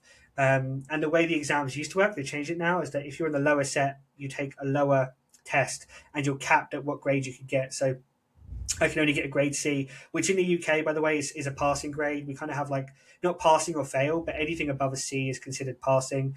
Anything below a C is considered like not passing. So I could only get a C, but to get a C on that test, you had to get 95%. Whereas to get a C on the other test, you had to get 75%. So you tell me. And I was very good at math. And I was put in the lower set because he was also good at math. And he didn't want me to be good at it. So he told the teachers, and I'm sorry, I'm going to say a word that I don't like to say, but he basically told them I was retarded, which obviously in the 2000s was a slur used. Don't agree with using that slur, and I will apologise just in case someone gets offended by that slur, but it's quoting him. That's what he told them. He told a lot of the teachers that I couldn't do things, that I was stupid, that this and this. And I don't know why they believed him. I don't know if he had a charm to these people, but the adults and even the other like teenagers and stuff that he would get to hurt me, you know, his friends who would bully me and hurt me. And a lot of them in their adult years who I bumped into have actually come forward and said, I never agreed with anything that your brother was doing to you. And I'm really sorry. And I'm like, too late now, isn't it? Like you've already done the damage. Should have done something a long time ago. Exactly. Yeah. But there's, I mean, just hundreds of stories of these kind of things, countless things he did. And he did get sectioned himself as well. So he fell into some kind of depression. And again, this is where things I think got quite bad for me, because he wasn't opening up to anybody. He wasn't opening up to my dad. And my dad, I think, wanted my brother to like him. So he really tried. He got my brother anything he wanted to do, you know, anything my brother wanted. He stopped going to school, and in the UK, that's quite a serious thing. It was basically like he just wouldn't go to school. Now, my dad's like, you know, your brother needs whatever he needs. I'm like dying of the flu, being like, I can't go in, and I get like beaten. But he just doesn't go to school, and he's fine. He did end up getting sections. He ended up running away from being sections. Now, probably a traumatic memory for some, but pretty happy memory for me was the day that two grown-ass men came into my house and pulled my brother out by his arms down the stairs into the back of a van to get sectioned. You best believe I was happy to have the house to myself. I was like, this is freedom I have never known. It was the best 3 weeks of my life. I was like, no, brother, this is amazing. I was doing like, I was proper just, he's gone. I'm not going to get killed in my sleep tonight. Exactly. I could sleep easy. But he escaped. I don't know how he escaped, but he escaped. He ended up making his way back home. He was missing for like 2 days. And then my dad was like, he doesn't want to go back, so he's not going back. So he just never went back. I can't remember what he really did, what happened with him with school and stuff like that as well. Because to be honest, by that point, I was, I'd moved out at 16. I literally was like, just getting out here, need to go right now. And he said he was just a psychopath. I'm really trying to think of some of the other stories. I suppose he said with my mum when he threw her up against the wall, you know, by the throat and threatened her. A very early memory I do have as well is when my mum was drunk and my brother was having something.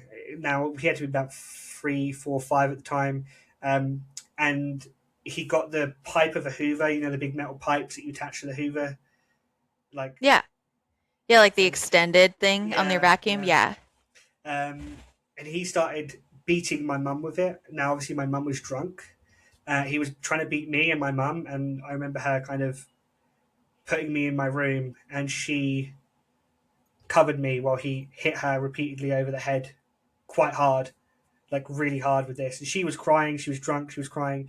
He walked out the room. My mum kicked the door shut and basically barricaded it. And my brother was having like a psychotic meltdown at like it must have been like 3 or 4 years old, to be honest. And obviously, when you're a drunk, frail woman who's being hit with that, it's quite. So your face is just so shocked right now. Yeah, Yeah, when you said 3 or 4, I was like, whoa, what? So it seems that he was presenting signs of psychopathy pretty early on, right? You said like 3 or 4 years old, viciously attacking you and your mother. And then later it seems he kind of picks up the ability to maybe smooth talk because now people like him, right?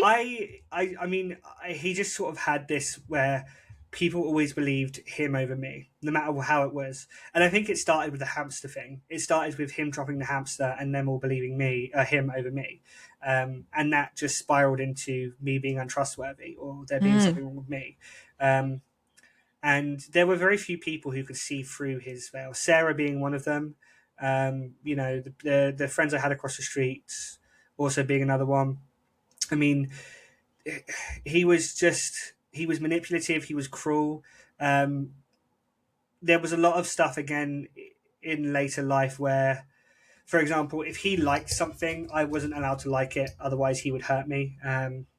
Now, this translates into like video games, for example. There's a lot of video games that I've played recently that I never got to play growing up because he had them.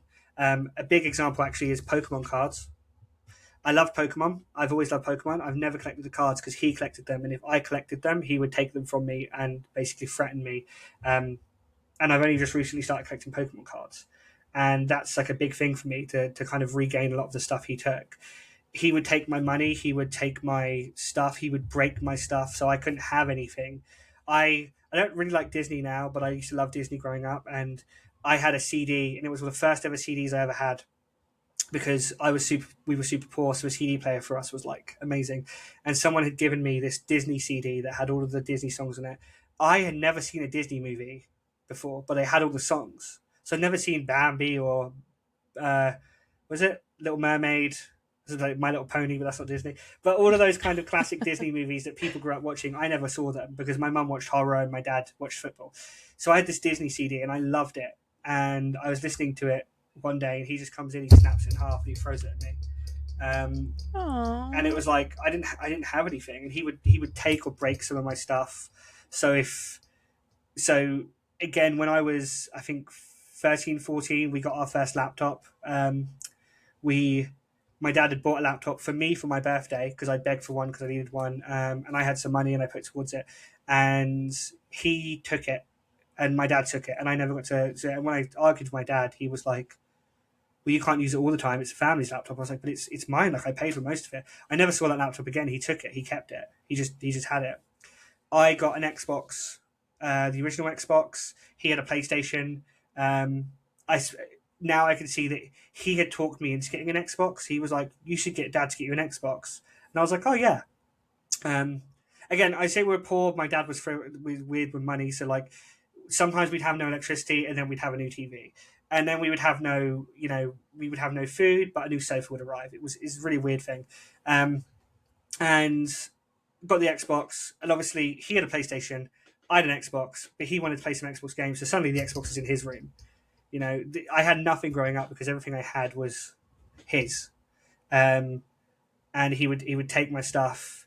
There's, we talk about abuse. I mean, he would do things like he would lock me outside, like after school when we were in secondary school. He would run home, get to the house first. He would lock all the doors, and he would basically not let me in until I had done stuff for him. So he wanted me to walk to the shop for him to buy him stuff, which I know doesn't sound ridiculous, but he would literally leave me out until like late at night, or he would throw freezing cold water over me or something like that. I also had a dog at this point. I had a dog called Rosie, who was like my best friend. He hated her, and he used to hit and kick her a lot. So and he'd also threaten to kill her if I didn't do stuff for him. Like he'd lock me out and he'd say, "I'm going to kill your dog if you don't go do this." Or like, I would wake up and hear her screaming because he's like kicking her like all over the place. And I used to keep her in my room, and I used to shut my door, and I used to hide her under the blanket at night, so she was safe. And she's like the best girl ever. She died of a stroke. It was horrible. But it was stuff like that. Like I just couldn't. And the torture goes, really, really deep. Not just hurting me or taking my things away, but turning people against me, convincing me that all the problems in our household, in our life, were because of me. And I remember distinctly having these like intense moments where I would be sat on my bed, and and there's no adult around, and he'd be shouting at me that mum left because of you, dad's drunk because of you, all these problems that happen because we didn't live in like a nice area, but it was a bit rough. So sometimes you'd have like hoodlums who would like smash windows and stuff. And I remember that the windows got smashed once, and my dad had an absolute freak down, and he blamed me because my dad used to blame me for everything. That's a whole other thing I forgot to go into. My dad used to blame me for everything. So my brother blamed me for everything too. So, the windows are smashed by people who don't even live in the area. It's my fault. The electricity goes out. It's my fault. Dad's angry because he broke a glass. It's my fault. Everything is my fault, and that's stuck with me a lot. And he definitely was just an absolute psycho. Getting dry mouths around Coke. Good. Did you said that that stuck with you? So was there a level of you that believed it was all your fault? There's a level of me to this day that believes everything is my fault. There's something I can't get rid of. Someone at work hands in their notice that I've never met before. It must be my fault. I mean, I'm not crazy enough to go, it's snowing, it's my fault. But someone's unhappy, it's my fault. And that's something I've just had to learn to live with my entire life, that somehow everything is my fault. Yeah. Yeah, that's awful. And I don't think that makes you crazy. And that's something that was just ingrained in you your whole life by your brother and your dad. So even with therapy, it's really hard to change a mindset that you've had literally your whole life. I'm pretty okay now, though. That's good. But yeah, That's good. well, and what it really shows too, I think the vast difference between you and your brother is that you can feel empathy, because he does a bad thing and he blames you, and then even years later doesn't really understand how awful that was, because he calls you up and says, "Hey, I want you in my life." Like, where you're saying, he did these awful things to me, and I love my mom. I love my dad. I wanted to have a relationship with my dad. I want to have a relationship with my mom. There's still a level of me that, you're sad, it must be my fault. What can I do to be better? I think that, to me, sounds like you're capable of something it seems he just wasn't. And I'm not making excuses for him. It just, he seems that he wasn't capable of feeling anything good. And you, it seems, are capable of feeling all of the good. I think his messages he sent me, I was at the gym at the time, it was like midnight as well, so I was like angry working out. In the messages he sent me, his words were, he did all of that to me because he was always jealous how I seemed to be able to handle everything, and he couldn't. That I could take any situation and still be okay, and he wanted me to not be okay. Those were his words, because I told him that he should tell his girlfriend what a pathetic piece of shit he is before they have a baby, because they got pregnant. Named a stupid name as well. But that's what he told me, that he was always jealous that I seemed to be okay, and he couldn't work out how to be okay. And he sent all this stuff, and I was like, it's one of those ones where, you know, we've all had like friends or family members that you've fallen out with or you just don't talk to anymore, and you think, well, if they came one day and they made this big apology and they said they really want to try, you'd want to. And I can tell you that the amount of feeling I had in these messages was absolutely nothing. Like, could not care if he turned around and was like, I've split my personality and the bad version of me is dead, we buried it, and I'm only the good version, I'm a good human being. I'd be like, I don't care, because there's always part of me that's like, you're an evil person.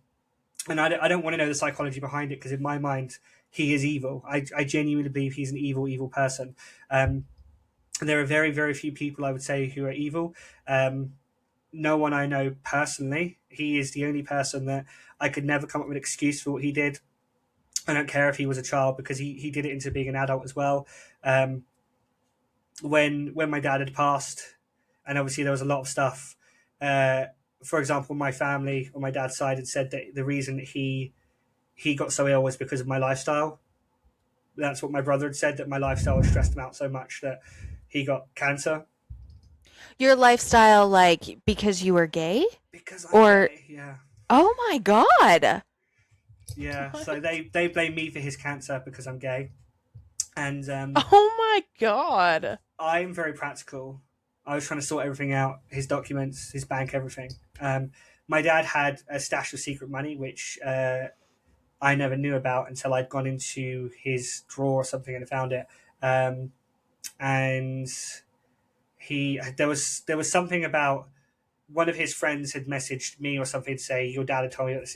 And basically, there was meant to be £5,000 in this drawer. Don't know where he got it from. And there was only like 1,000 because it had been opened. And my brother had clearly taken most of it. But my dad had a motorcycle. Yes, he had no money, but he had a motorcycle, a collectible motorcycle. You can see where this is going. I had the documents for it because I had taken all my dad's documents to get all the stuff done. Again, I'm very practical. If something happens, I'm like, get it all done straight away. I want the funeral done as soon as possible. I want all of this because you don't want to be sitting there for weeks. And I was going to sell his motorcycle and put it on eBay. Had some interest, and then my brother messaged me. This is back, not when we were talking, obviously, but when we still had contact. And he had said, oh, I want to buy it. I want to buy that part of the motorcycle because I want to keep it because it's dad's. And I was like, okay, fine. So he transferred to me the money that night at like 9 p.m. And I was like, fine. And he's like, you need to bring the documents over. Now, at this point, I lived 2.5 hours away. So I lived like really, really far away. I was like, there's no way I can do that. Like, this is not happening tonight. I have work in the morning. It's not happening. And he had spoken to our cousin who, I don't know what he'd said, but they started calling me, telling me if I didn't take the documents down to him tonight, I would regret it. There would be people at my door and stuff. And I'm like, it's 9:30 at night. I work in a veterinary hospital, which is actually in the same town as where he lives. It's like a 2.5 hour drive. So I could bring him tomorrow. I was living with my friend at the time and I spoke to him and I was like, I can't deal with this. So I got in the car. He joined me because he didn't have work and we drove. I texted my manager and I was like, can I basically come in late tomorrow? We drove up the 2.5 hour drive to the town. I told my cousin that if she ever sent me a message like that again, I would call the fucking police on her because you don't send someone a message saying, you'll regret it, there'll be people at your door. And then she got really panicked and she was like, that's not what we meant. And I was like, I've screenshot these messages. You're all cut off. I said, a lot of you. And she also said to me that no one in the family likes me because I'm such a fucking weirdo or something. And I was like, do you know what? I don't like any of you. I literally could not care one bit about any of you. Blocked them all. Got to my dad's house where my brother was staying, threw the document at him, laid into him as well because I was like, my friend was in the car, so I was like, you fucking touch me, you put a hand on me, he'll call the police.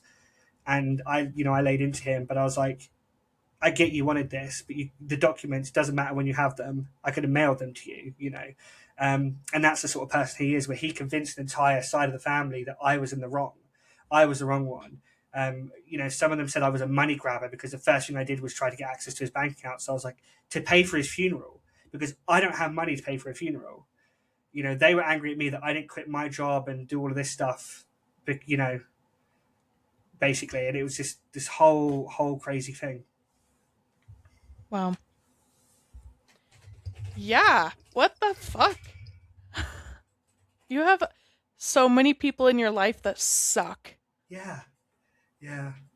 It's quite a lot more as well, but that's a whole other. I seem to Yeah. attract sucking people. Well, hopefully now you have found your people. I've learned to just cut people off if I don't want them in my life. It's one of the big things. Um, the introduction of social media and always online has, I think, caused a lot of problems for a lot of people. Um, it would have been 20 years ago, you could have deleted someone off your phone and never had to see or hear from them again. But it's very difficult. You cut one person off, you actually have to cut like 40 people off. But I've learned that Especially family. yeah.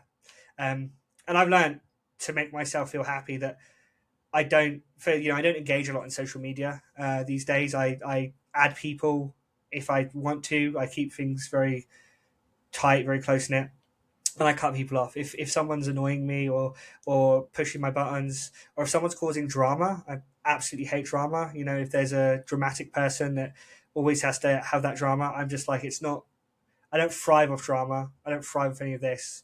I've been through it. I've had my drama. I've had my crazy, crazy stuff, and it served me well because I don't have those kind of. A lot of people nowadays have like, oh my god, I can't believe this happened. I'm like, wouldn't happen to me because I just walk away. It's not happening. If someone's a dramatic person, if someone's got stuff, if they seem like the sort of person who's going to cause me drama or bully me, I just walk away from them. And a lot of that comes Yeah. from being able to cut my entire dad's side of my family off. And I appreciate that we haven't got long left, and I hate to leave you guys on a cliffhanger as well, but as it probably turns out, and this is kind of encapsulating it, the reason my dad was like that is because he wasn't my real dad. What? Okay, I knew I was definitely going to ask you that in the beginning. I was like, this sounds like this was there another man? Okay, and then I was like, nah, that's not it. Okay, we will now we just okay. I need to know. Wait, so was he so is your brother your real brother? Half brother, I'm assuming, So because we do the brother was the dad. So it was his kid. Your that, dad. that was 100% his kid, and, Okay.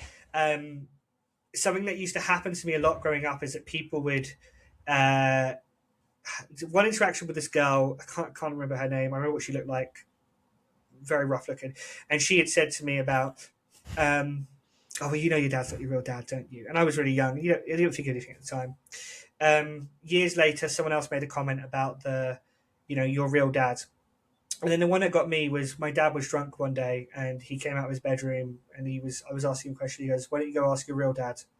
And I went, like, and I said my stepdad's name because I was like, him? Like, he's not my. She was like, he was like, "No, go ask your fucking mother, your real dad, because it ain't me." And then just went into his room again. And I was like, okay, sure. Um, I then did a DNA test, and my dad's side of his family is Cornish. They're all from Cornwall, Cornwall and Scotland, right?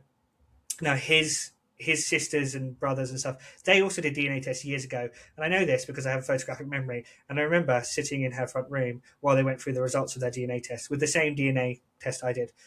Was I related to any of them? No. Was there any? And the reason I did a DNA test is because my current husband is Cornish, and obviously one of the big things you probably don't know about Cornwall is that there's a lot of inbreeding. And in my mind, I was like, you know what? Maybe we should just check because it might be like just a half decent idea just to check. Obviously, we're not going to get pregnant, but Right? is there any Cornish in me? Absolutely none. There's no Cornish. I've seen the family histories of my dad's side of the family, the whole family tree, and the ancestors don't they don't mix up. Irish, about 40%. Now, there are two theories about who my dad could be. I've also had other family members on my mum's side when I've pressed them for it. I've pressed my mum for it a lot as well, and she's like, "I don't want to talk about it. I don't want to talk about it." And then a couple months ago, she said, "He's dead. That's all I can tell you is that he's dead." And I was like, "Great, 2 dead dads. That's all I want." The guy she was with, the guy that she left my dad for, he was Irish. Now those guys have known each other for a few years, and and one of my family members in Canada said, "I'm pretty sure that's who your real dad was." And I was like, "Great." Drunk, druggy, alcoholic. Oof, I just traded a drunk, abusive person to a drunk and druggy person. The other theory is that he was a short Irish guy who worked at a restaurant with my mum. So, but there is no connection with any of my family members on my dad's side, which is, it explains a lot of why they never accepted me, why they never cared that much about me, because why would you care about someone who's not even part of your family? And discovering that, putting a reason to it, to go, it's not me, it's them. It's them who can look at a child and go, he's not our blood, we don't like him. That's their issue. Yeah. But I wanted to drop that bombshell at the end just so you can guys. Yeah. I was thinking, I was like, that's a really weird situation, but all right. I was just rolling with it. What a plot twist. Interesting. Yeah, I was obviously it's been in my mind, kind of the back of my mind, this whole story of, okay, so it sounds kind of like the milkman's kid type of situation. And then I was like, nah. And then I thought, well, maybe it was because your brother had said so many awful things that it's just people, obviously, if they think you're a shithead, like they're gonna treat you like that. But now it makes sense. It was kind of both. Yeah. Wow. Honestly, I just thought that your dad was a fucking wanker. He is a fucking wanker. And I'll say that. When I talk about my dad, I'm like, my dad's a fucking arsehole. Honestly, I'd still probably spit on him to this day because, but forgive and forget. I can't change anything. He can't change who he was. I can't, nothing I could do now to him, to anybody, is ever going to change what happened to me. All I can do is focus on who I am now, deal with the issues that I have left over as they come up, and hope that if I ever see my brother on the street, that I have enough self-control not to run down. And I've used no names in this, so if he's in obituaries, no one's going to know. They don't know who he is. And I could be talking about my real brother with my Irish dad, which, by the way, I've tried looking for like the past 3 years. I've really, really tried looking for any connection to someone who could be my dad. Yeah. Because what if he's rich? Yeah. Right?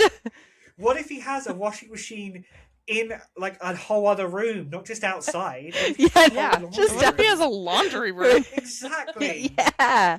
Whoa. Oh, love that. A big drum, too. Big drum. Yeah. One of those industrial size, not just like one of the smaller. This is what I want. I want an Irish dad. But explain also why I'm ginger beard, ginger leg hair and stuff. Like I go ginger in the summer, Irish. No one else in my family is ginger whatsoever. My mum's side of the family is Canadian Italian, so they've all got very dark hair. So I've got like darkish hair here and like ginger beards. But the ginger, and I was like blonde and ginger growing up. So they all probably saw that and were like, there's no way this ginger child could have anything to do with this family.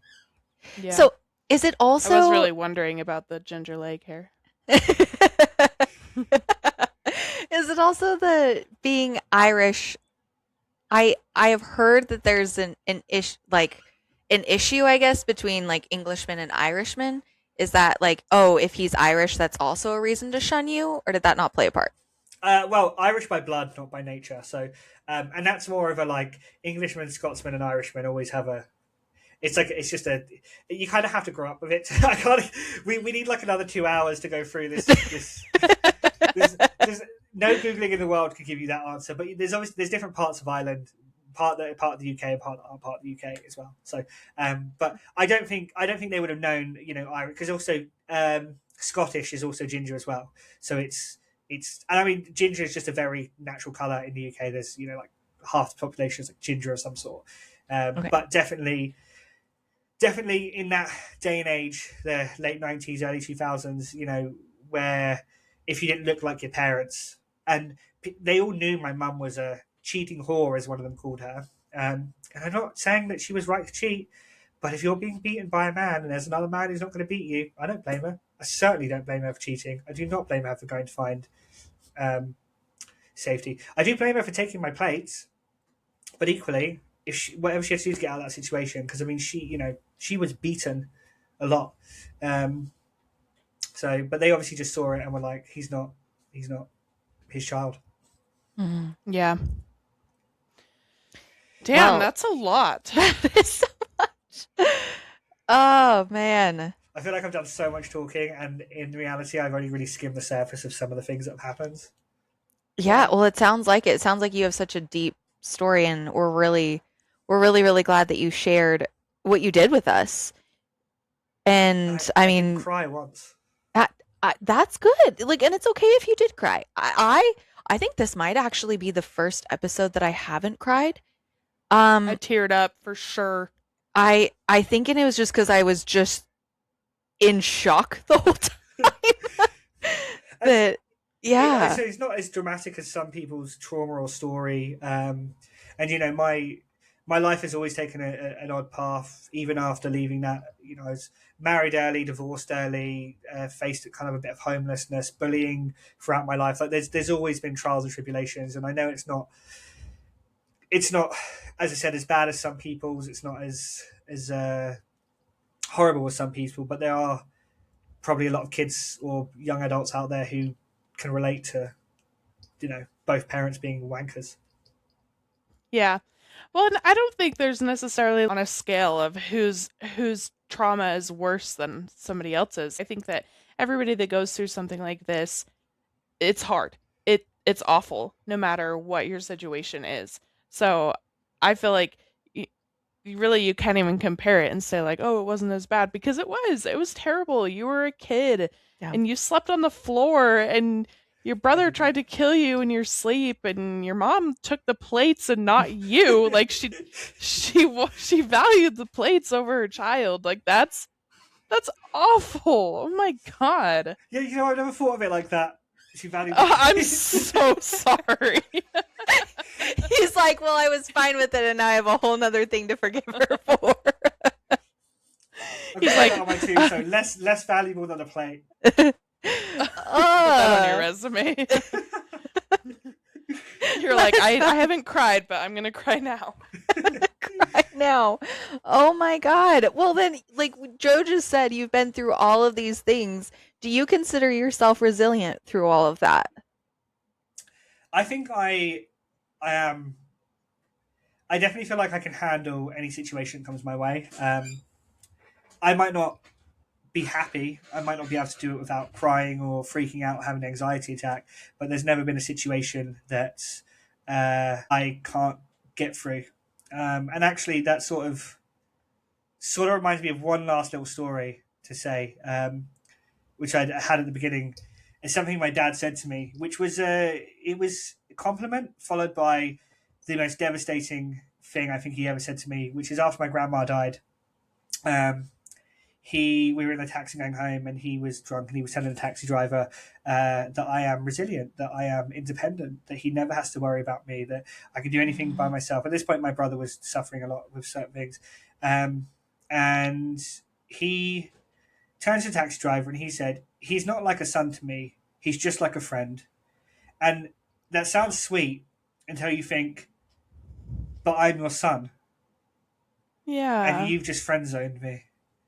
Oh. And he kind of complimented me by saying I was independent, but then followed it by being like, but he's not really my son. He's just a friend. Yeah. Hmm. Well, And that's I a think that hard. was the moment I was like, done. Yeah. Yeah.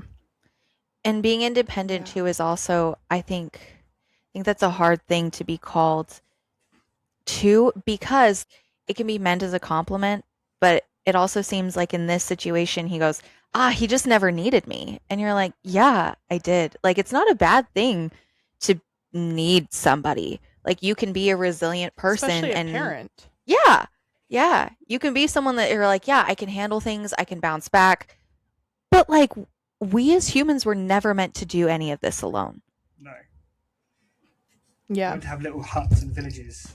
Yes. And we would Yes. share the plates and spoons. And share the plates Share. and spoons. Joe is in. I love how like entranced you are with his accent. She's gonna be talking like that for like 2 more days now, I'm sure. I'm more than happy for you to completely finish off the rest of the podcast in a British accent. Yeah, Joe. Okay. We're gonna come on to our next interview with our next person in 2 weeks, and I'm gonna be like, tell us about the wankers in your life. Okay, actually, I have to know, is wanker like really bad? It's not. No, it's not really bad. He's just like, oh, he's kind of like, oh, what a wanker. Oh, Okay, 'cause so when I Joe's said like- it the first time, you were like, No, I think did it's she because just you say went. 'Cause you wanker? didn't say you didn't go like. You were like wanker. You went wanker. Like when you spread a word out and make it sound like really, like think like it's got to be wanker. Wanker. There you go, wanker. Or like What a you wanker. just use wank in a way like, oh, what a wank, or that guy's a wank. What a wank. Oh, so wank. it's shortened. Shortened. And also Wanker. we say twat, not twat. You twat. Some British slang. Yeah, you say twat. Twat. Twat. I can't do an accent. Twat. That little twat. Twat is a wank. I know. Mine more sounds like a southern accent. The twat. Or you just go, are you schlag? You schlag? Schlag. Schlag. Schlag. What does that What is mean? that? Like a twat? Slag. It's a slag, but you go schlag. What's a What's a slag? slag? Oh my god, you guys are so into a slag is like a woman. Oh, hold on, not even a woman, just like it's like another word for a slut. Oh, okay. Okay. All right. Dirty slag. You Schlag. totally slag. All right. He's I'm like, gonna no. go out. I'm gonna go when I go say goodnight to my husband tonight. I'm gonna be like, top of the morning, you schlag. But it's Top not of the morning. It's Oh yeah. Nighttime. Oh yeah. Oh yeah. Oh yeah. Top of the evening, you schlag. It's going, oh yeah, sleep well, you fucking wanking slag. You fucking wanking slag. You Schlag. wanker slag. Now I'm crying. I'm gonna say, take your snoring ass over there, you slag. You little wank slag. Oh my god. This is I'm glad that we ended it this. I did cry that time. We ended it like this. So basically, you're pretty resilient. You still have a sense of humor. Yeah. This is I- great. Nothing but sense of humor here. I couldn't take something seriously if it ripped off my face. I've I like noticed that. that this entire interview. I've been trying so hard to just like be serious, but you would say something, and I'd be like, If you look, laughter's the best medicine. If you can't laugh at everything, if you can't laugh at anything, then there's no point in doing anything. I thrive on being happy and making people happy, and I am happiest when I'm happy. I Oh, love My hair that. I is love green that. Like an absolute. Oh. slag. That's what it's looking like at the moment. There you go. Like an That hair's absolute slag. slag. Yeah, absolutely slaggish. God. Oh my god. Well, is there anything else that you felt like you didn't get to that you wanted to talk about? No, I mean, I said there's hundreds of thousands of stories, and I'm sure they'll crop up. Maybe I should have written something down. I should have come in a bit more prepared, but I thought just speak from the mind. But no, I think I've got my main point. Brother's a psycho, dad's an arsehole, mum's a slag. There you go. And Mic two, drop. and two dads are dead. So Well, one dad's definitely dead. One dad is rumored to be dead. definite. He's only mostly dead. Yeah, he's only mostly dead. Yeah, he's mostly dead at night. Mostly. Mostly. Mostly. I am still on the lookout for him. I'm on a lot of DNA sites. I'm taking DNA tests. If I could just find one person in the immediate family who might be related to him, I might be able to track him down. So that is, one day I might have that father figure. Knowing my luck, though, I'd meet him and he'd also be an arsehole, and I'd be like, this is just You're like, Just- can't. 100% of my dads are arseholes. But Yeah. if he was a rich asshole and Yeah. left you something, like that's really it. Like you can be an asshole, just give me money, right? Yeah. What's I- that? You don't believe that women should have rights? I agree. Die, give me money, die. He said, Yeah. that's why I'm gay. That's They turn around I and be like, hate "Oh, women. I'll give you money if you have a wife." I'll be like, "Oh, okay. My husband has long hair. I'll just like shave everything. Just right. We're just stuff something. It's right. just Go into a higher nails- register. nails done. Maybe Yeah. he's Get the he's taller than me, so claws. I'd be like, you just have to walk with a limp, so you're shorter than me, and I'll be like, this is my beautiful wife. She doesn't speak. She doesn't speak. She's kind of a slag.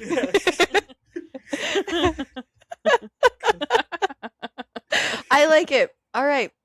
Well, I think we'll wrap up this episode. I don't want to wrap up this episode because now I just want to talk about all the funny UK words, but we are running out of time. One more word. Teach me. Do you guys know bellend? Wait, what? Bellend. Bellend. Bellend. No. Bellend. Bellend. No, what is Yeah. that? What does the end of a bell look like? An asshole? A penis. I don't know. Oh. So a bell end is a penis. Oh, a bell end. Yeah, Okay. you know, like the top of a bell. Yeah, okay, I see now. Yep. Yeah, okay. Yeah. So it's like Yeah, calling someone I thought a you were dick. talking about the hole. Yeah, that's what I was thinking too. I was like, I don't know. Okay, so a bell end is like a dick. Yeah. Oh. So you like can in use it- Spanish, ita means little, so like a bellendita means like a little dick. Yeah, but you use it in like an endearing, like, you don't. It's not necessarily an insult. You say like, "Oh, stop being a bellend, mate," or "You're such a bellend." Like, come on, don't be a Oh, bellend. you're such a little dick. Yeah, it's still bellend. So you don't necessarily use it as an Oh. insult. You kind of use it when you talk to your friends or your mates. You just go like, "I stop being a bellend." Wait, I thought Okay. mate was an Australian thing. No, Did they steal it? No. No. no, no. No. No, mate. Wait, okay, now can you do an American accent? What do you sound like? I used to be able to do an American accent. Just to trauma up. I used to be able to, and then I had a tumor removed from my throat, and I wasn't able to anymore. So we all just are cancer. yeah. I'm trying to think of. Suddenly, I want to do an Australian accent, but I can't do Australian. You I already forgot what are. Ameri- That's I forgot what an American accent sounds like now. Like Well, me you're and talking to Joe. two Americans. I talk to Americans every day. I Oh, have no. no idea. We're like, You he silly goes, little wanker. Just you a might- little You silly pussy. bellend. You so many weird accents now. I don't know what an American accent sounds like anymore. I honestly, Oh, sorry. I'll talk normal. I couldn't. So now I'm nervous. I wasn't nervous at the start. Now I'm nervous. Like, I used to be able to do like a Texan accent, but I can't really do a. Well, Okay, well, how come when people imitate Americans, they always go Southern? Because it's like the easiest one to like make fun of, Yeah. and I think Like, because Howdy, partner. yeah, howdy partner. There you go. Ah, that's pretty good. But if I'm around Canadians enough, I go full Canadian because I grew up with a Canadian accent because I only grew up with my mum. So when I go to Canada, after like a week, I'm just like full Canadian, just being like, "Oh, it's a good Tim Hortons, eh?" Just like fully Eh? like, Hmm. "Eh?" And my other half's looking at me like, "What the fuck are you doing?" And I'm like, "Don't know, just talking Canadian." And just looking at that moose, eh? Moose, eh? Moose, eh? Oh, that's good. Like Eh? moosey. All right. Okay. Well, we'll wrap it up. I learned a lot of new words, and now I'm going to sound so sophisticated going around insulting people. I'm very excited about it. So, Except for people are gonna be like, "What the fuck are you saying?" they're like, look, I'll know. Yeah. But we'll wrap this up with the final question. If you could go back and to the version of you, I'm sorry, if you could go back and write a letter to past you, what would it say? First and foremost, invest in Pokemon cards. Just Yep, top line. stand I by mean, that. Yeah, 100%. And Bitcoin and Zoom as well. Invest in Zoom in Yes. 2020 or 2019. Yeah, it's a whole long list of investments, and then it's just, Yeah. just be like, probably it would just be. It's really hard because I've not really gone into it, but I'd probably say like, the cheesy thing of things will get better. But I think it's just a thing of you will be happy again. So just focus on that. As bad as things are now, at some point in the next day, week, month, year, you'll be happy again, and that will make up for everything that's gone on in that time, because happiness is what I chase. Oh, I That's like that. perfect. I love that. And get Pokemon cards. Yep. Get Pokemon. You'll be Jason. happy if you're rich. Yeah. Oh, yeah. Yeah. No one cries in a Lamborghini. Just saying. No one cries in a Lamborghini. Nobody. Unless you crash it and die. Well, but if you're dead, you're not crying. So Yeah. yeah, it's No fine. one Sure. who's dead is crying. Yeah. You're a crying dead person. Come on. Gosh, they're That's just true, shitting that's in the true. toilets. Yeah. And it comes full circle. And it comes Yeah. full It's the circle of circle. The You circle get a Victorian of mid-terrace, life. the ghost shits in your toilet, you get a Lamborghini, you crash a Lamborghini, you become a ghost, you shit in the toilet. And Boom. that's all, folks. And we are now Project Tell Your Story, signing off. Bye. If you or someone you know has been or is currently experiencing child abuse or neglect, please call or text 1-800-422-4453 or visit www.childhelphotline.org. Project Tell Your Story is created and produced by your hosts, Sam and Joe. Music composed by Morgan Mold. Logo art by Jordan Dalton. Ready to share your story? For a chance to be featured on our podcast, please reach out to us. Send a brief summary of your story to contact.tellyourstories@gmail.com.